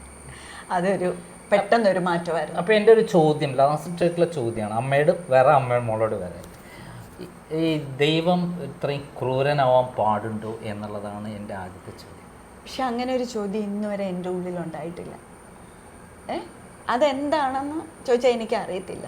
ഇന്ന് വരെ എനിക്ക് അങ്ങനെ ഒരു ചോദ്യം, കാരണം കഴിഞ്ഞ 21 വർഷമായിട്ട് അത് ക്രൂരനായിട്ടല്ല, എൻ്റെ ഭാഗ്യമാണ്. അതെല്ലാം നമ്മൾ അനുഭവിച്ച വിഷമങ്ങൾ, കുട്ടി അനുഭവിച്ച വിഷമങ്ങൾ, ഞാൻ വരാം. പക്ഷേ ഇതുവരെ എനിക്ക് അങ്ങനെ ഒരു ചിന്ത എൻ്റെ ഉള്ളിൽ ഉണ്ടായിട്ടുമില്ല. ശരിക്കും നമ്മൾ എല്ലാം മേളിലിരിക്കുന്ന ആളാണല്ലോ തീരുമാനിക്കുന്നത് എങ്ങനെയാണ് പോകേണ്ടത്, എന്താണ്. ഞങ്ങളിലൂടെ ലോകത്തിനൊരു സന്ദേശം ഉദ്ദേശിക്കുന്നുണ്ടാവും. നമ്മൾ രണ്ടാമത്തെ ചോദ്യം, ഇത്ര വലിയൊരു എഴുത്തുകാരി നമ്മുടെ മനസ്സിലുണ്ടായിരുന്നു എന്ന് നേരത്തെ അറിയായിരുന്നോ, അതിൽ ഈ പുസ്തകം എഴുതിയതിന് ശേഷമാണോ തിരിച്ചറിഞ്ഞത്? എൻ്റെ ഉള്ളിൽ അങ്ങനെ ഉണ്ടായിരുന്നില്ല. ഞാനൊരു എഴുത്തുകാരി ആവുമെന്നോ എഴുതുമെന്നോ എൻ്റെ വിദൂര സ്വപ്നത്തിൽ പോലും ഉണ്ടായിരുന്നില്ല. കാരണം ഞാൻ പറഞ്ഞില്ല, നമ്മുടെ അനുഭവങ്ങളാണല്ലോ നമുക്ക് ഓരോ പാഠങ്ങൾ. അങ്ങനെ ഞാൻ എഴുതിയപ്പം എൻ്റെ അനുഭവങ്ങൾ എഴുതിയപ്പോൾ ശരിക്കും ഈശ്വരൻ ആ പേനത്തുമ്പിലുണ്ടായിരുന്നു എന്നാണ് ഞാൻ ഇന്നും വിശ്വസിക്കുന്നത്. കാരണം അതുപോലെ എന്നെ ഈ പുസ്തകം വായിച്ചിട്ട് വിളിക്കാത്ത ആൾക്കാരില്ല. കാരണം അത്രയ്ക്കും ഒരു ഇൻസ്പിറേഷനാണ് ഈ പുസ്തകം എന്ന് പറഞ്ഞിട്ടാണ് എന്നെ വിളിക്കുന്നത്. നല്ല ലാംഗ്വേജ്, എങ്ങനെയാണ് ഇങ്ങനെ എഴുതാൻ കഴിഞ്ഞത് എന്ന് ഓരോരുത്തരും എന്നെ വിളിച്ച്. പ്രശസ്ത സാഹിത്യകാരൻ C. രാധാകൃഷ്ണൻ സാറ് ഇതൊരു അമൃതമാണ് എന്നാണ് എന്നോട് പറഞ്ഞത്. അദ്ദേഹം ഒരു വലിയ റിവ്യൂ എഴുതി എനിക്ക് അയച്ചപ്പോൾ അവിടെ മുതൽ എനിക്കൊരു കോൺഫിഡൻസ് തോന്നിയത്, എനിക്ക് എഴുതാൻ കഴിഞ്ഞു. അദ്ദേഹത്തെ പോലെ ഒരു വലിയ സാഹിത്യകാരൻ ഇത്രയും നല്ല ഒരു റിവ്യൂ എനിക്ക് തന്നപ്പം ഇത് ലോകത്തിൻ്റെ അമ്മയാണ് എന്നാണ് എന്നോട് പറഞ്ഞത്. അങ്ങനെ പറഞ്ഞപ്പോൾ എനിക്കൊരു ആത്മവിശ്വാസം, എനിക്ക് എഴുതാൻ കഴിയുന്നുണ്ടല്ലോ. പക്ഷേ ഗൗരി എന്നോട് പറഞ്ഞു, അമ്മ ഇത്രയും ഭംഗിയായിട്ട് അമ്മയ്ക്ക് എഴുതാൻ പറ്റുമെങ്കിൽ എന്തുകൊണ്ട് അമ്മയ്ക്ക് കഥ എഴുതിക്കൂടാ, നോവൽ എഴുതിക്കൂടാ. അങ്ങനെ ഞാനിപ്പം 5 നോവലുകൾ പൂർത്തിയാക്കി, 6ാമത്തെ നോവൽ എഴുതിക്കൊണ്ടിരിക്കുന്നു. ഒട്ടേറെ ചെറുകഥകൾ എഴുതി. പക്ഷേ ഈ ചെറുകഥകളെല്ലാം ഞങ്ങളുടെ ജീവിതത്തിലെ ചെറിയ ചെറിയ നിമിഷങ്ങൾ എടുത്ത് എഴുതിയിരിക്കുന്ന ചെറുകഥകളാണ്. നമ്മളെ കാൽപ്പനികതയിൽ നിന്നല്ല, റിയലിസ്റ്റിക് ആയിട്ട് സ്വന്തം അനുഭവങ്ങളാണ് കഥകളായിട്ട് മാറ്റിയിട്ടുള്ളത്. അത് ഇന്നലെ നാളെ വലിയ തരത്തിൽ തരംഗങ്ങൾ ഉണ്ടാക്കും എന്നുള്ള സംശയമില്ല. ഇത് ഇംഗ്ലീഷിലും വരും എന്നാണ് ഞാൻ പ്രതീക്ഷിക്കുന്നത്. അതോടൊപ്പം നമുക്ക് ഒരു കാര്യം വിട്ടുപോയി, ഹസ്ബൻഡിനെ പറ്റി പറയാനുള്ള കാര്യങ്ങൾ എന്താണ്? തീർച്ചയായും. കാരണം അദ്ദേഹം നമ്മുടെ ജീവിതത്തിൽ കുട്ടിയോട് ഒട്ടിച്ചേർന്നുകൊണ്ട് നമ്മൾ യാത്ര ചെയ്യുമ്പോഴും ഹസ്ബൻഡും ദൂരെ നിന്നുകൊണ്ട് ഇതിനെല്ലാം തന്നെ ജോലി ചെയ്തുകൊണ്ട് പ്രൊട്ടക്റ്റ് ചെയ്യുന്നുണ്ടായിരുന്നു. അദ്ദേഹം ഈ വേദനകളെല്ലാം അനുഭവിക്കുന്നുണ്ടായിരുന്നു. എന്താണ് കാരണം ജോലിയിലെ അമിതമായ ടെൻഷനൊപ്പം കുടുംബത്തിലെ പ്രശ്നങ്ങളും അദ്ദേഹത്തെ ഒരുപാട് ടെൻഷൻ കാരണം അതുകൊണ്ട് ആ സ്ട്രെസ്സ് കാരണം അദ്ദേഹത്തിൻ്റെ സ്കിന്നിന് പോലും അസുഖം ഉണ്ടായി എന്നുള്ളതാണ്. കാരണം അതിനെ റിയാക്ട് ചെയ്തത് ആ രീതിയിലാണ്. കാരണം അതിന് പോലും ഇപ്പോൾ ട്രീറ്റ്മെൻറ്റ് എടുത്തുകൊണ്ടിരിക്കുക. അദ്ദേഹത്തിൻ്റെ ഒരു സ്ട്രെസ് എന്ന് പറഞ്ഞു കഴിഞ്ഞാൽ പലവട്ടം മാനസികമായിട്ട് അദ്ദേഹവും വളരെയധികം ഭയങ്കര വീക്കായിട്ടുള്ളൊരു മൈൻഡ്, കാരണം പ്രശ്നങ്ങളെ തരണം ചെയ്യാനുള്ളൊരു ശക്തി മനസ്സിനില്ലാത്ത ഒരാളാണ്. അപ്പം അവിടെയും ഞാൻ അദ്ദേഹത്തെ ഒപ്പം ഞാൻ ചേർത്ത് പിടിക്കേണ്ടതായിട്ടുണ്ടായിരുന്നു. കാരണം മനസ്സിന് ശക്തി പകർന്നു കൊടുക്കണമായിരുന്നു, താഴെ പോകാതെ. കാരണം അദ്ദേഹം പോയാൽ നമ്മളുടെ ഫാമിലി, എൻ്റെ ധൈര്യം പോയി. ആ ഒരു അദ്ദേഹത്തെ കൂടി ഞാൻ ഒരു ഇതാക്കി നിർത്തേണ്ട ഒരു ആവശ്യം എൻ്റെ ജീവിതത്തിലുണ്ടായിരുന്നു. അപ്പം ധൈര്യം പിന്നിൽ നിന്ന് എനിക്ക് കൊടുക്കാൻ കഴിഞ്ഞു എന്നാണ് എൻ്റെ വിശ്വാസം. അത് അദ്ദേഹമാണ് ശരിക്കും പറയേണ്ടത്. ഇവിടെ ഉണ്ട്, ഞാൻ വിളിക്കാം. പിന്നെ ഞങ്ങളെ ഏറ്റവും വിഷമിച്ച അദ്ദേഹത്തിൻ്റെ ഇത്രയും വർഷത്തെ ജോലി നഷ്ടപ്പെട്ടത് മാത്രമല്ല, അദ്ദേഹത്തെ അവർ ശരിക്കും എന്താ പറയുന്നത്, ഇപ്പോഴത്തെ പ്രൈവറ്റ് കമ്പനികൾ കാണിക്കുന്ന പോലെ തന്നെ ക്രൂരതകൾ കാട്ടിന്ന് ജോലിയില്ല, ഒരു വർഷമായിട്ട് ജോലിയില്ല. നമ്മളുടെ ജീവിതം ശരിക്കും വഴിമുട്ടി നിൽക്കുകയാണ് എന്ന് പറയാം. അദ്ദേഹത്തെ ആ ജോലി ആത്മാർത്ഥമായിട്ട് ജോലി, സ്വന്തം കുടുംബം, എൻ്റെ മോളുടെ കാര്യം പോലും ശരിക്കും നോക്കാൻ പറ്റാതെ സർജറി ചെയ്ത് കിടക്കുമ്പം പോലും ജോലിക്ക് പോകേണ്ട ഒരു സാഹചര്യമായിരുന്നു. അങ്ങനെ പോലും ചെയ്തിട്ട് ആ കമ്പനി അദ്ദേഹത്തെ ചതിച്ചപ്പോൾ അത് ഭയങ്കരമായിട്ട് മെൻ്റൽ ഡിപ്രഷനിലേക്ക് അദ്ദേഹത്തെ കൊണ്ടുവന്നിരുന്നു. കാരണം അത്രമേൽ ജീവിതം നോക്കാതെ ജോലി ചെയ്ത ഒരു വ്യക്തിയാണ്, ആത്മാർത്ഥതയോടെ. അത് ഇപ്പോഴും വല്ലാതെ തകർത്ത് കളഞ്ഞു. ഇപ്പോഴും അതിൻ്റെ ഭവിഷ്യത്ത് ഞങ്ങൾ അനുഭവിച്ചുകൊണ്ട്, കാരണം ഭവിഷ്യത്തല്ല, അതിൻ്റെ വരുമാനമില്ലായ്മ, നമ്മളുടെ ഭാവി എങ്ങനെ, മോൾക്ക് ഇനിയും പഠിക്കണം, അവളുടെ ലക്ഷ്യത്തിലെത്തണം, ഇതൊക്കെ ഞങ്ങളുടെ. മോളെ എന്താ ഒരു ചോദ്യം കൂടെ, മോളെ ആരായി തരണമെന്നാണ് നമ്മൾ ഉദ്ദേശിക്കുന്നത്? അത് ഞാൻ അവളുടെ ഇഷ്ടത്തിന്, ഞാൻ ഒരിക്കലും അവളിലേക്ക് ഒന്നും അടിച്ചേൽപ്പിക്കാതെ അവൾക്ക് എന്താണോ ആഗ്രഹം അതായിത്തീരണം എന്നാണ് ഞാൻ ആഗ്രഹിച്ചിരിക്കുന്നത്. അതായത് കുട്ടിപ്രായം മുതൽ ഉണ്ടായിട്ടുള്ള സംഭവങ്ങൾ, നമുക്ക് ഓർമ്മയില്ലാത്ത സംഭവങ്ങൾ പോലും അമ്മ ഒപ്പിയെടുത്ത് ഈ പുസ്തകത്തിൽ എഴുതിയിട്ടുണ്ട്. അത് വായിക്കുന്ന എല്ലാവർക്കും തന്നെ ഒരാളോട് വല്ലാത്ത ദേഷ്യം തോന്നും. ആ ദേഷ്യം തോന്നുന്നത് ഈ ജന്മം കാരണമായിട്ടുള്ള ഒരു ദൈവശക്തി ഉണ്ട്, ആ ദൈവത്തിനോടാണ് ദേഷ്യം തോന്നുന്നത്. മോൾക്ക് എന്താണ് ദൈവത്തിൻ്റെ ഈ ക്രൂരതയെ പറ്റി പറയാനുള്ളത്? എനിക്ക് പറയാനുള്ളത്, എല്ലാത്തിനും അതിൻ്റേതായ ഒരു കാരണം ഉണ്ടാവുമല്ലോ. കാരണം ഇല്ലാതെ ഈ ലോകത്തൊന്നും ഉണ്ടാവുന്നില്ല. അപ്പം ഇങ്ങനെയൊരു പരീക്ഷണങ്ങൾ തന്നതിലൂടെ ചിലപ്പം അതിനൊരു കാരണം ഉണ്ടാവും. ഇപ്പോൾ ഈ പുസ്തകം ഇറങ്ങാൻ തന്നെയാണെങ്കിലും ഈ പരീക്ഷണങ്ങൾ ഉണ്ടായതുകൊണ്ടാണല്ലോ ഈ പുസ്തകം ഇറങ്ങിയത്. അപ്പോൾ ഇതിലൂടെ പലർക്കും മോട്ടിവേഷനാണ്. അപ്പോൾ അതുകൊണ്ടായിരിക്കും ചിലപ്പോൾ, അല്ല അങ്ങനെ പല കാരണങ്ങളുണ്ടാവും. ഇപ്പം ഞാൻ ഫ്യൂച്ചറിൽ എന്തെങ്കിലും ആയിത്തീരോ, അല്ലെങ്കിൽ എന്നെപ്പോലെയുള്ളവർക്ക് എന്തെങ്കിലും ചെയ്തു കൊടുക്കാൻ പറ്റുക, അല്ല അങ്ങനെ എന്തെങ്കിലുമൊക്കെ ഉണ്ടാവും. അപ്പം എല്ലാത്തിനും അതിൻ്റേതായ ഒരു കാരണം ഉണ്ടാവും. ഞാൻ കുട്ടിയുടെ ശബ്ദം കേൾക്കുമ്പോൾ ഹെലൻ കെല്ലറിനെ കുറിച്ചിട്ടാണ് ഓർമ്മിക്കുന്നത്. ലോകത്തിന് മുഴുവൻ മാതൃകയായിട്ടുള്ള ഹെലൻ കെല്ലർ വായിച്ചിട്ടുണ്ടാവുമല്ലോ പുസ്തകം? ഉണ്ട്. അപ്പം നമ്മുടെ ഈ അനുഭവത്തിൽ നിന്ന് എന്താണ് ലോകത്തോട് പറയാനുള്ളത്? അങ്ങനെ ചോദിച്ചു കഴിഞ്ഞാൽ, ഇപ്പം ഞാനിങ്ങനെ ഇവിടെ വന്നിരിക്കാനായിട്ട് എനിക്ക് ഒരുപാട്, അതായത് നമുക്ക് ഇപ്പോഴും കാലിന് ശക്തിയില്ലാത്ത ഒരാളാണ്. നമുക്ക് മറ്റൊരു ജനിച്ച മുതൽ അങ്ങനെയാണ്. ധാരാളം ഓപ്പറേഷൻ കഴിഞ്ഞു. അങ്ങനെ ജീവിതത്തിൻ്റെ എല്ലാ മുഹൂർത്തങ്ങളും മരണവുമായി മുഖാമുഖം കണ്ടിട്ടുള്ള നിമിഷങ്ങളുണ്ടായി. അങ്ങനെയുള്ള സന്ദർഭങ്ങളിലൂടെയെല്ലാം സഞ്ചരിച്ച് ഇപ്പോൾ നമുക്ക് വീൽ ചെയറിൽ സ്വന്തമായി തന്നെ എല്ലാ കാര്യങ്ങളും ചെയ്യാൻ പറ്റുന്ന ഒരു സാഹചര്യത്തിൽ എത്തിച്ചേർന്നിരിക്കുകയാണ്. അപ്പോൾ അതിൻ്റെ അത്രയും വർഷത്തെ കഠിനമായ പരിശ്രമവും വിശ്വാസവും, ഏതൊക്കെ വഴികൾ നമ്മൾ വീണു പോകാൻ പറ്റുന്നോ ആ സമയത്തൊക്കെ തന്നെ പിടിച്ചു ഉയർത്താൻ അമ്മയും അതുപോലുള്ള ആളുകളെല്ലാം എത്തി. ഇങ്ങനെയുള്ള ഒരു കാര്യത്തെക്കുറിച്ചിട്ട് നമുക്ക് എന്താണ് ലോകത്തോട് പറയാനുള്ളത്? ജീവിതം ഇത്ര മധ്യം നമുക്ക് ഹൃദ്യമായി എന്നുള്ളതാണല്ലോ സംസാരത്തിൽ മനസ്സിലാവുന്നത്. ഇപ്പം എന്നോട് എപ്പോഴും അമ്മ പറയുന്നൊരു കാര്യമുണ്ട്, നമ്മളെപ്പോഴും നമ്മുടെ താഴെക്കിടയിലുള്ളവരെ കുറിച്ച് ചിന്തിക്കണം എന്ന് പറയും. അതായത് ഇപ്പം എൻ്റെ കാര്യം വെച്ച് നോക്കുവാണെങ്കിൽ എന്നെക്കാട്ടിലും ഒരുപാട് പ്രശ്നങ്ങൾ അനുഭവിക്കുന്ന ഒരുപാട് പേര് ഈ ലോകത്തുണ്ട്. അപ്പം നമ്മൾ അതിനെക്കുറിച്ച് ചിന്തിക്കാൻ പറയും. അപ്പം നമ്മുടെയൊക്കെ പ്രശ്നങ്ങളൊന്നും അല്ല എന്ന് നമുക്ക് തോന്നും. അപ്പം നമുക്ക് ജീവിക്കാനായിട്ടൊരു മോട്ടിവേഷൻ നമുക്ക് കിട്ടും. അപ്പം ഞാനിപ്പോഴും അങ്ങനെയാണ് ചിന്തിക്കുന്നത്. ഇപ്പം അമ്മയെ തന്നെയാണെങ്കിലും ഒരുപാട് പേര് ഇപ്പം ബുക്ക് വായിച്ചിട്ടാണെങ്കിലും അല്ലാതെ ഒരുപാട് എന്നെപ്പോലെയുള്ളവർ എന്നെക്കാട്ടിലും വേഴ്സായിട്ടുള്ളവരും വിളിക്കുന്നുണ്ട്. അപ്പോൾ അവരോടൊക്കെ അമ്മ പറഞ്ഞു കൊടുക്കുന്നൊരു കാര്യം ഇതാണ്. അപ്പം ആ സ്റ്റോറീസൊക്കെ കേൾക്കുമ്പോൾ എൻ്റെ പ്രശ്നം ഒരു പ്രശ്നമല്ലാന്ന് എനിക്ക് തോന്നും. അതിൻ്റെ അകത്ത് പറയുന്നൊരു എന്നെ ഒന്ന് കൊന്നു തരുമോ അമ്മയെ എന്ന് പറയുന്നുണ്ട്. ഇപ്പോഴതിനെപ്പറ്റി എന്താണ് ചിന്തിക്കുന്നത്? അതൊക്കെ അപ്പോഴത്തെ പൊട്ട ബുദ്ധി എന്ന് എനിക്ക് ഇപ്പൊ തോന്നുന്നു. ചിലപ്പോ അപ്പോഴത്തെ ആ ഒരു വേദനകളെ കുറിച്ചിട്ടാണ് ദൈവം ക്രൂരനാണെന്ന് ഞാൻ പറഞ്ഞത്. നമ്മൾക്കുണ്ടാവുന്ന വേദന നമ്മളിലേക്ക് സന്നിവേശിക്കാണ്. അപ്പൊ നമ്മളുടെ മനസ്സിലുണ്ടാവുന്ന ഒരു വികാരമാണ് ഞാൻ ചോദിച്ചത്. ആ വികാരത്തിലൂടെയാണ് ആ ക്വസ്റ്റ്യൻ ഉണ്ടായതുപോലെ എന്നെ ഒന്ന് കൊന്നു തരുമോ എന്ന് ചോദിക്കുന്നത്.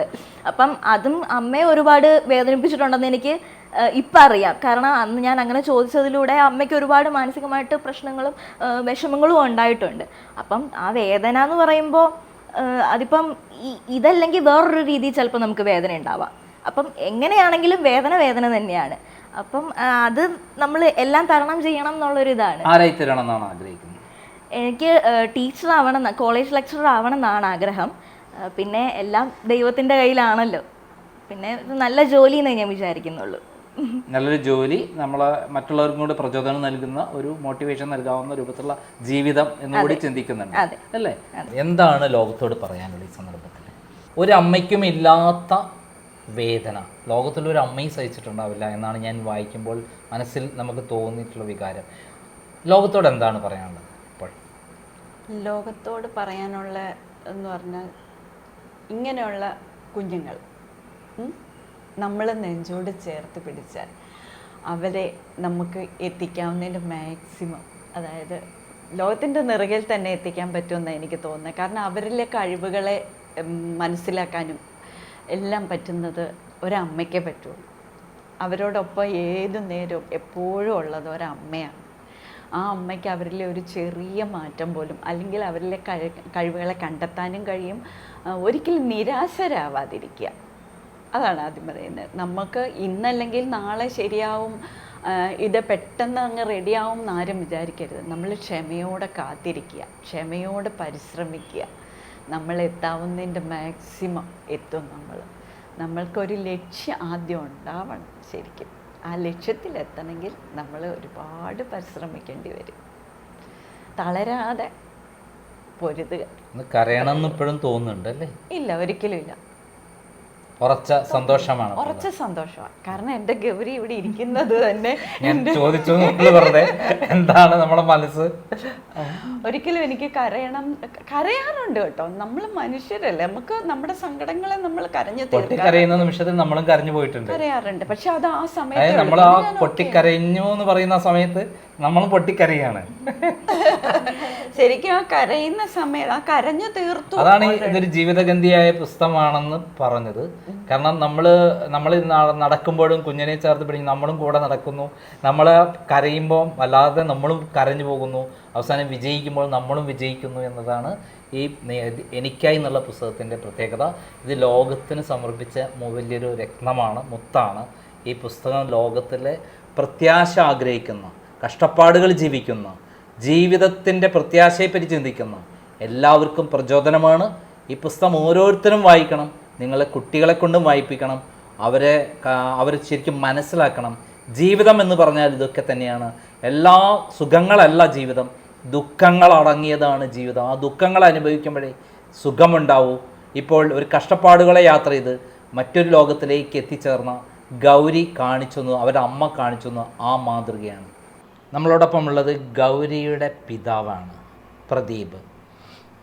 ഈ പുസ്തകത്തിൽ ആദ്യം മുതൽ അവസാനം വരെ നമ്മുടെ മനസ്സിൽ വല്ലാതെ അസ്വസ്ഥത പുലർത്തുന്ന വിധത്തിലാണ് ഗൗരിയുടെ പിതാവ് വരുന്നത്.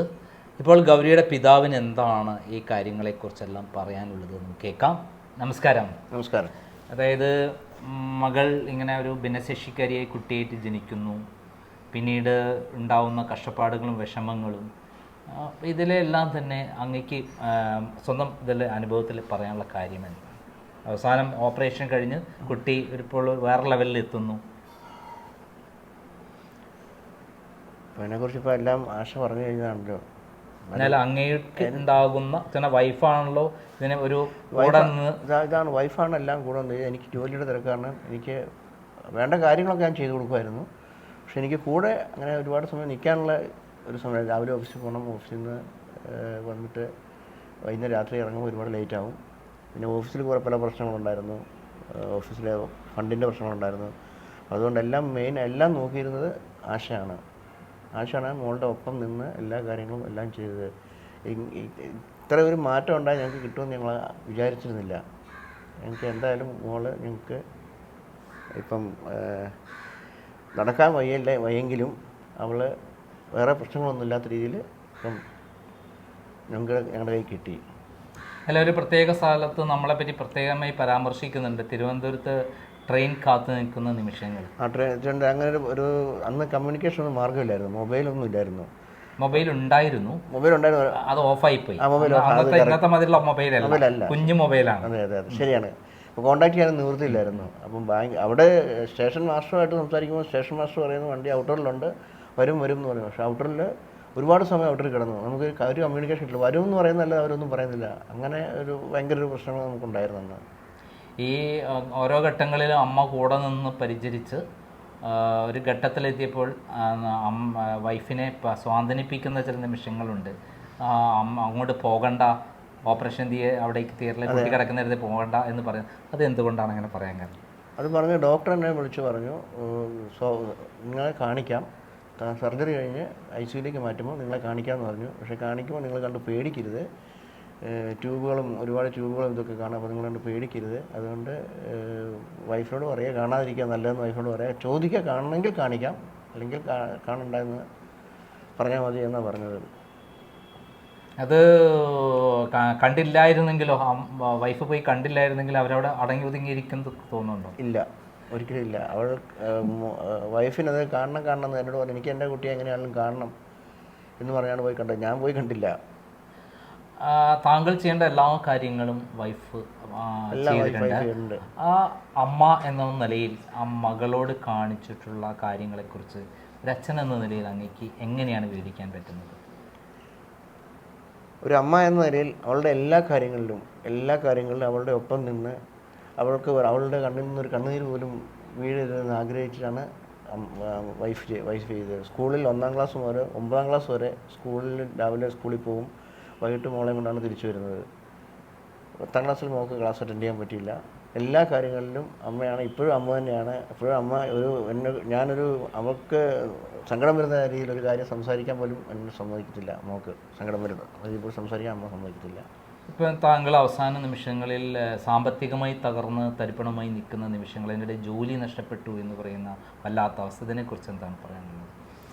അതൊരു വല്ലാത്ത അവസ്ഥ തന്നെയായിരുന്നു. എന്താണെന്ന് വെച്ചാൽ ഞാൻ ആദ്യം മോൾക്ക് വേണ്ടി 2ാമത്തെ സർജറി നടത്തിയപ്പോൾ മോൾക്ക് വേണ്ടി ഹോസ്പിറ്റൽ ബില്ല് മാത്രം 6 ലക്ഷം രൂപയായിരുന്നു. അപ്പോൾ എനിക്ക് അതിൻ്റെ ഇൻഷുറൻസ് റിജക്റ്റ് ചെയ്തു, എനിക്ക് ഒന്നും കിട്ടിയില്ല. അപ്പോൾ പെട്ടെന്ന് നിന്ന് ഇപ്പോൾ നമുക്ക് 6 ലക്ഷം രൂപ ഉണ്ടാക്കേണ്ടി വന്നു. അപ്പോൾ വൈഫിൻ്റെ കൂട്ടുകാർ സഹായിച്ചൊരു 3 ലക്ഷം രൂപ കിട്ടി. ഒരു 3 ലക്ഷം രൂപ ഞാൻ ഇൻട്രസ്റ്റിലെടുത്തത്.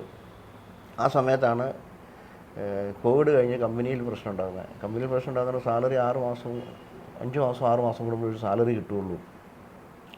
തരുള്ളൂ. അപ്പോൾ അത് നമുക്ക് ലോണിനും അടയ്ക്കാൻ പറ്റില്ല, ഒന്നും അടയ്ക്കാൻ പറ്റില്ല. അത് മാത്രമല്ല, കമ്പനിയുടെ ഓപ്പറേഷന് വേണ്ടി കമ്പനി നമുക്ക് പൈസ തരത്തില്ല. നമുക്ക് പ്രഷർ തരും, ഓപ്പറേഷൻ നടക്കണം. ഒരു പൈസ പോലും ഒരു ഓപ്പറേഷൻ ഇതിനു വേണ്ടി തരുന്നില്ലായിരുന്നു. കമ്പനിയുടെ വണ്ടി ഹയർ ചെയ്യുന്നു. ഞങ്ങൾ ഈ ATMൻ്റെ സർവീസാണ്, ക്യാഷ് ലോഡിങ്.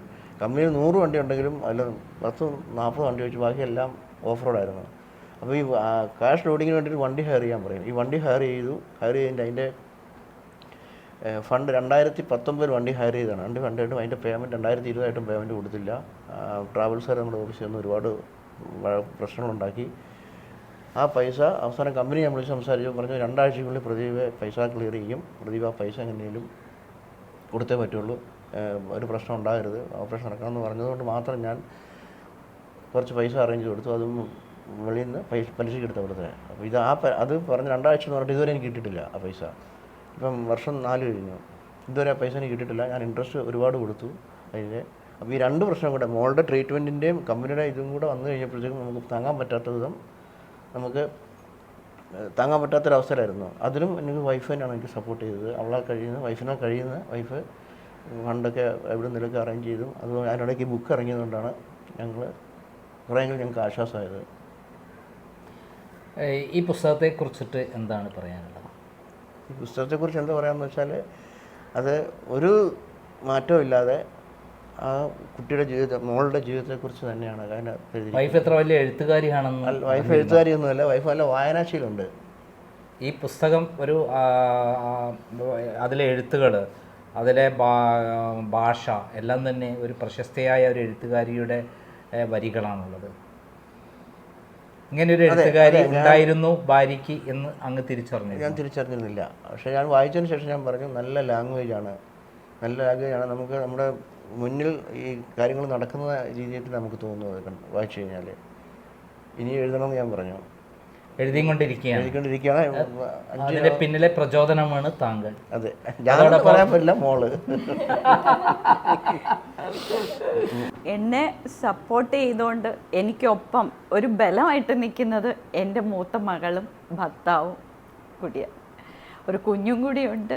അവരൊക്കെയാണ് ഇപ്പം ഗൗരിയുടെ ഏറ്റവും വലിയ ബലം എന്ന് പറയുന്നത്. ചേച്ചി ഇപ്പം ഞാൻ എന്തെങ്കിലും അത്യാവശ്യത്തിന് പുറത്തു പോയാലോ അല്ലെങ്കിൽ എന്തെങ്കിലും കാര്യത്തിന് മാറി നിന്നാലും എൻ്റെ അതേ സ്ഥാനത്ത് നിന്ന് ചേച്ചി ഇവളെ നോക്കും. അതുപോലെയാണ്, യാതൊരു ബുദ്ധിമുട്ടും കാണിക്കാതെ ഒരമ്മ എങ്ങനെ ചെയ്യുമോ അതുപോലെ തന്നെ അവളുടെ ചേച്ചി അവളെ ചെയ്യുന്നുണ്ട്, കെയർ ചെയ്യുന്നുണ്ട്. അതിലെനിക്കൊരു വലിയ ആശ്വാസമുണ്ട്. മകനായി അനന്തുവിനെ കിട്ടി. മകനായിട്ടാണ് ആ മകൻ അനന്തുവിനെ കിട്ടിയത്? മകനായിട്ടാണ്, മരുമകനല്ല ഒരിക്കലും. എനിക്ക് എന്ന് അവനെ എൻ്റെ വീട്ടിലേക്ക് കിട്ടി അന്ന് മുതൽ ഞാൻ എൻ്റെ മകനായിട്ട് തന്നെ കണ്ട് ഗൗരിയുടെ എല്ലാ കാര്യങ്ങളും സപ്പോർട്ട് ചെയ്ത്. കാരണം എന്ത് ഡൗട്ടുണ്ടെങ്കിൽ ഏത് സമയത്തും ഗൗരിക്ക് വിളിക്കാം, ചോദിക്കാം. എൻ്റെ അനിയത്തി എന്നൊരു 100 പ്രാവശ്യം അവൻ പറയുകയും ചെയ്യും. അത് എൻ്റെ ഒരു ഭാഗ്യമാണ്. എൻ്റെ മാത്രമല്ല, ഞങ്ങളുടെ എല്ലാവരുടെയും ഭാഗ്യമാണ്. അതോടൊപ്പം ഏറ്റവും പ്രധാനപ്പെട്ട ഒരാളുണ്ടായിരുന്നു, അവരുടെ ചെറിയ കുഞ്ഞ്. അത് ഗൗരിക്കുണ്ടായ മാറ്റങ്ങൾ വളരെ സന്തോഷം നൽകുന്ന നിമിഷങ്ങളാണ്. അവർക്കൊരു കുഞ്ഞ് ജനിച്ചപ്പോൾ ഈ വീട്ടിലേക്ക് കുഞ്ഞിൻ്റെ ആദ്യമായിട്ടൊരു കുഞ്ഞ് വന്നപ്പം അത് ഗൗരിയിൽ ഒരുപാട് മാറ്റങ്ങൾ ഉണ്ടാക്കി. കാരണം എന്ന് വെച്ചാൽ ഗൗരി അങ്ങനെ കുഞ്ഞുങ്ങളെ അടുത്ത് കാണുകയോ പെരുമാറുകയോ ഒന്നും ചെയ്തിട്ടില്ല. അവളുടെ ഇപ്പോഴും അങ്ങനെയാണ്. രണ്ടുപേരും കുട്ടിക്കളിയാണ് എപ്പോഴും. രണ്ടുപേരും ഗൗരിയും ആ ഒരു വയസ്സിലേക്ക് മാറുകയാണ് അവളോടൊപ്പം കളിക്കുമ്പോൾ. എൻ്റെ അമ്മ 82 വയസ്സുണ്ട്. അമ്മ ഗൗരിയുടെ കൂട്ടുകാരിയാണ്. അതൊന്നും അവിടെ അടുത്ത് തന്നെയാണ് താമസിക്കുന്നത്. എല്ലാ ദുഃഖങ്ങളും കോളേജ് വിശേഷങ്ങളും സ്കൂൾ വിശേഷങ്ങളും എല്ലാം എൻ്റെ അമ്മയോടാണ് ഷെയർ ചെയ്യുന്നത് അവൾ എന്നേക്കാൾ കൂടുതൽ. അതുപോലെ എൻ്റെ ചേച്ചി കുടുംബം, എൻ്റെ ചേച്ചിയാണ് എന്നോടൊപ്പം എപ്പോഴും ഹോസ്പിറ്റലിൽ കൂടെ നിന്ന് എനിക്കൊരു സപ്പോർട്ടായിട്ട് ധൈര്യമായിട്ട് കൂടെ നിന്നത്. അച്ഛന് ജോലിക്ക് പോകണമായിരുന്നു അത്രയും കാലം. ഞങ്ങളുടെ ആശുപത്രിയിൽ ഞങ്ങൾക്കൊപ്പം നിന്ന് ചേച്ചിയുടെ ഫാമിലി പോലും നോക്കാതെയാണ് എനിക്കൊപ്പം നിന്നത്. ചേച്ചിയോടുള്ള നന്ദിയൊന്നും എനിക്ക് അത് പറഞ്ഞാലൊന്നും നമുക്ക് തീർക്കാൻ പറ്റത്തില്ല. അങ്ങനെയാണ്. ചേട്ടനും അതുപോലെ തന്നെ. ചേട്ടൻ അതുപോലെ ചേച്ചിയുടെ ഹസ്ബൻഡ് മനസ്സ് വെച്ചുകൊണ്ടാണ് ചേച്ചിക്ക് ഞങ്ങൾക്കൊപ്പം തന്നെ നിൽക്കാൻ കഴിഞ്ഞത്. Okay, thank you very much. ASHA Pradeep എഴുതിയ നിനക്കായി എന്ന പുസ്തകം ഒരു കാൽപ്പനിക കഥയല്ല, ജീവിത കഥയാണ്, നടന്ന സംഭവം. അതായത് ആശാ പ്രദീപ് സ്വന്തം മകൾ ഭിന്നശേഷിക്കാരിയായ, ജനിക്കുമ്പോൾ തന്നെ അരക്കിന് താഴെ ജീവനില്ലാതെ ജനിച്ച കുഞ്ഞ് ഗൗരിയെ എടുത്ത് വളർത്തി നേരിട്ട ദുരിതപൂർണമായ കഥ. ആ കഥ കേൾക്കുമ്പോൾ നമ്മുടെ കണ്ണിൽ നിന്ന് കണ്ണീരിറ്റിറ്റ് വീഴും എന്നുള്ള കാര്യം സംശയമില്ല. ഈ പുസ്തകം ഓരോ മലയാളിയും വായിക്കേണ്ടതാണ്. ഈ പുസ്തകം ലഭിക്കാൻ നേരിട്ട് ആശാ പ്രദീപിനെ വിളിക്കുക. അവരുടെ നമ്പറാണ് ഇതോടൊപ്പം കൊടുത്തിരിക്കുന്നത്.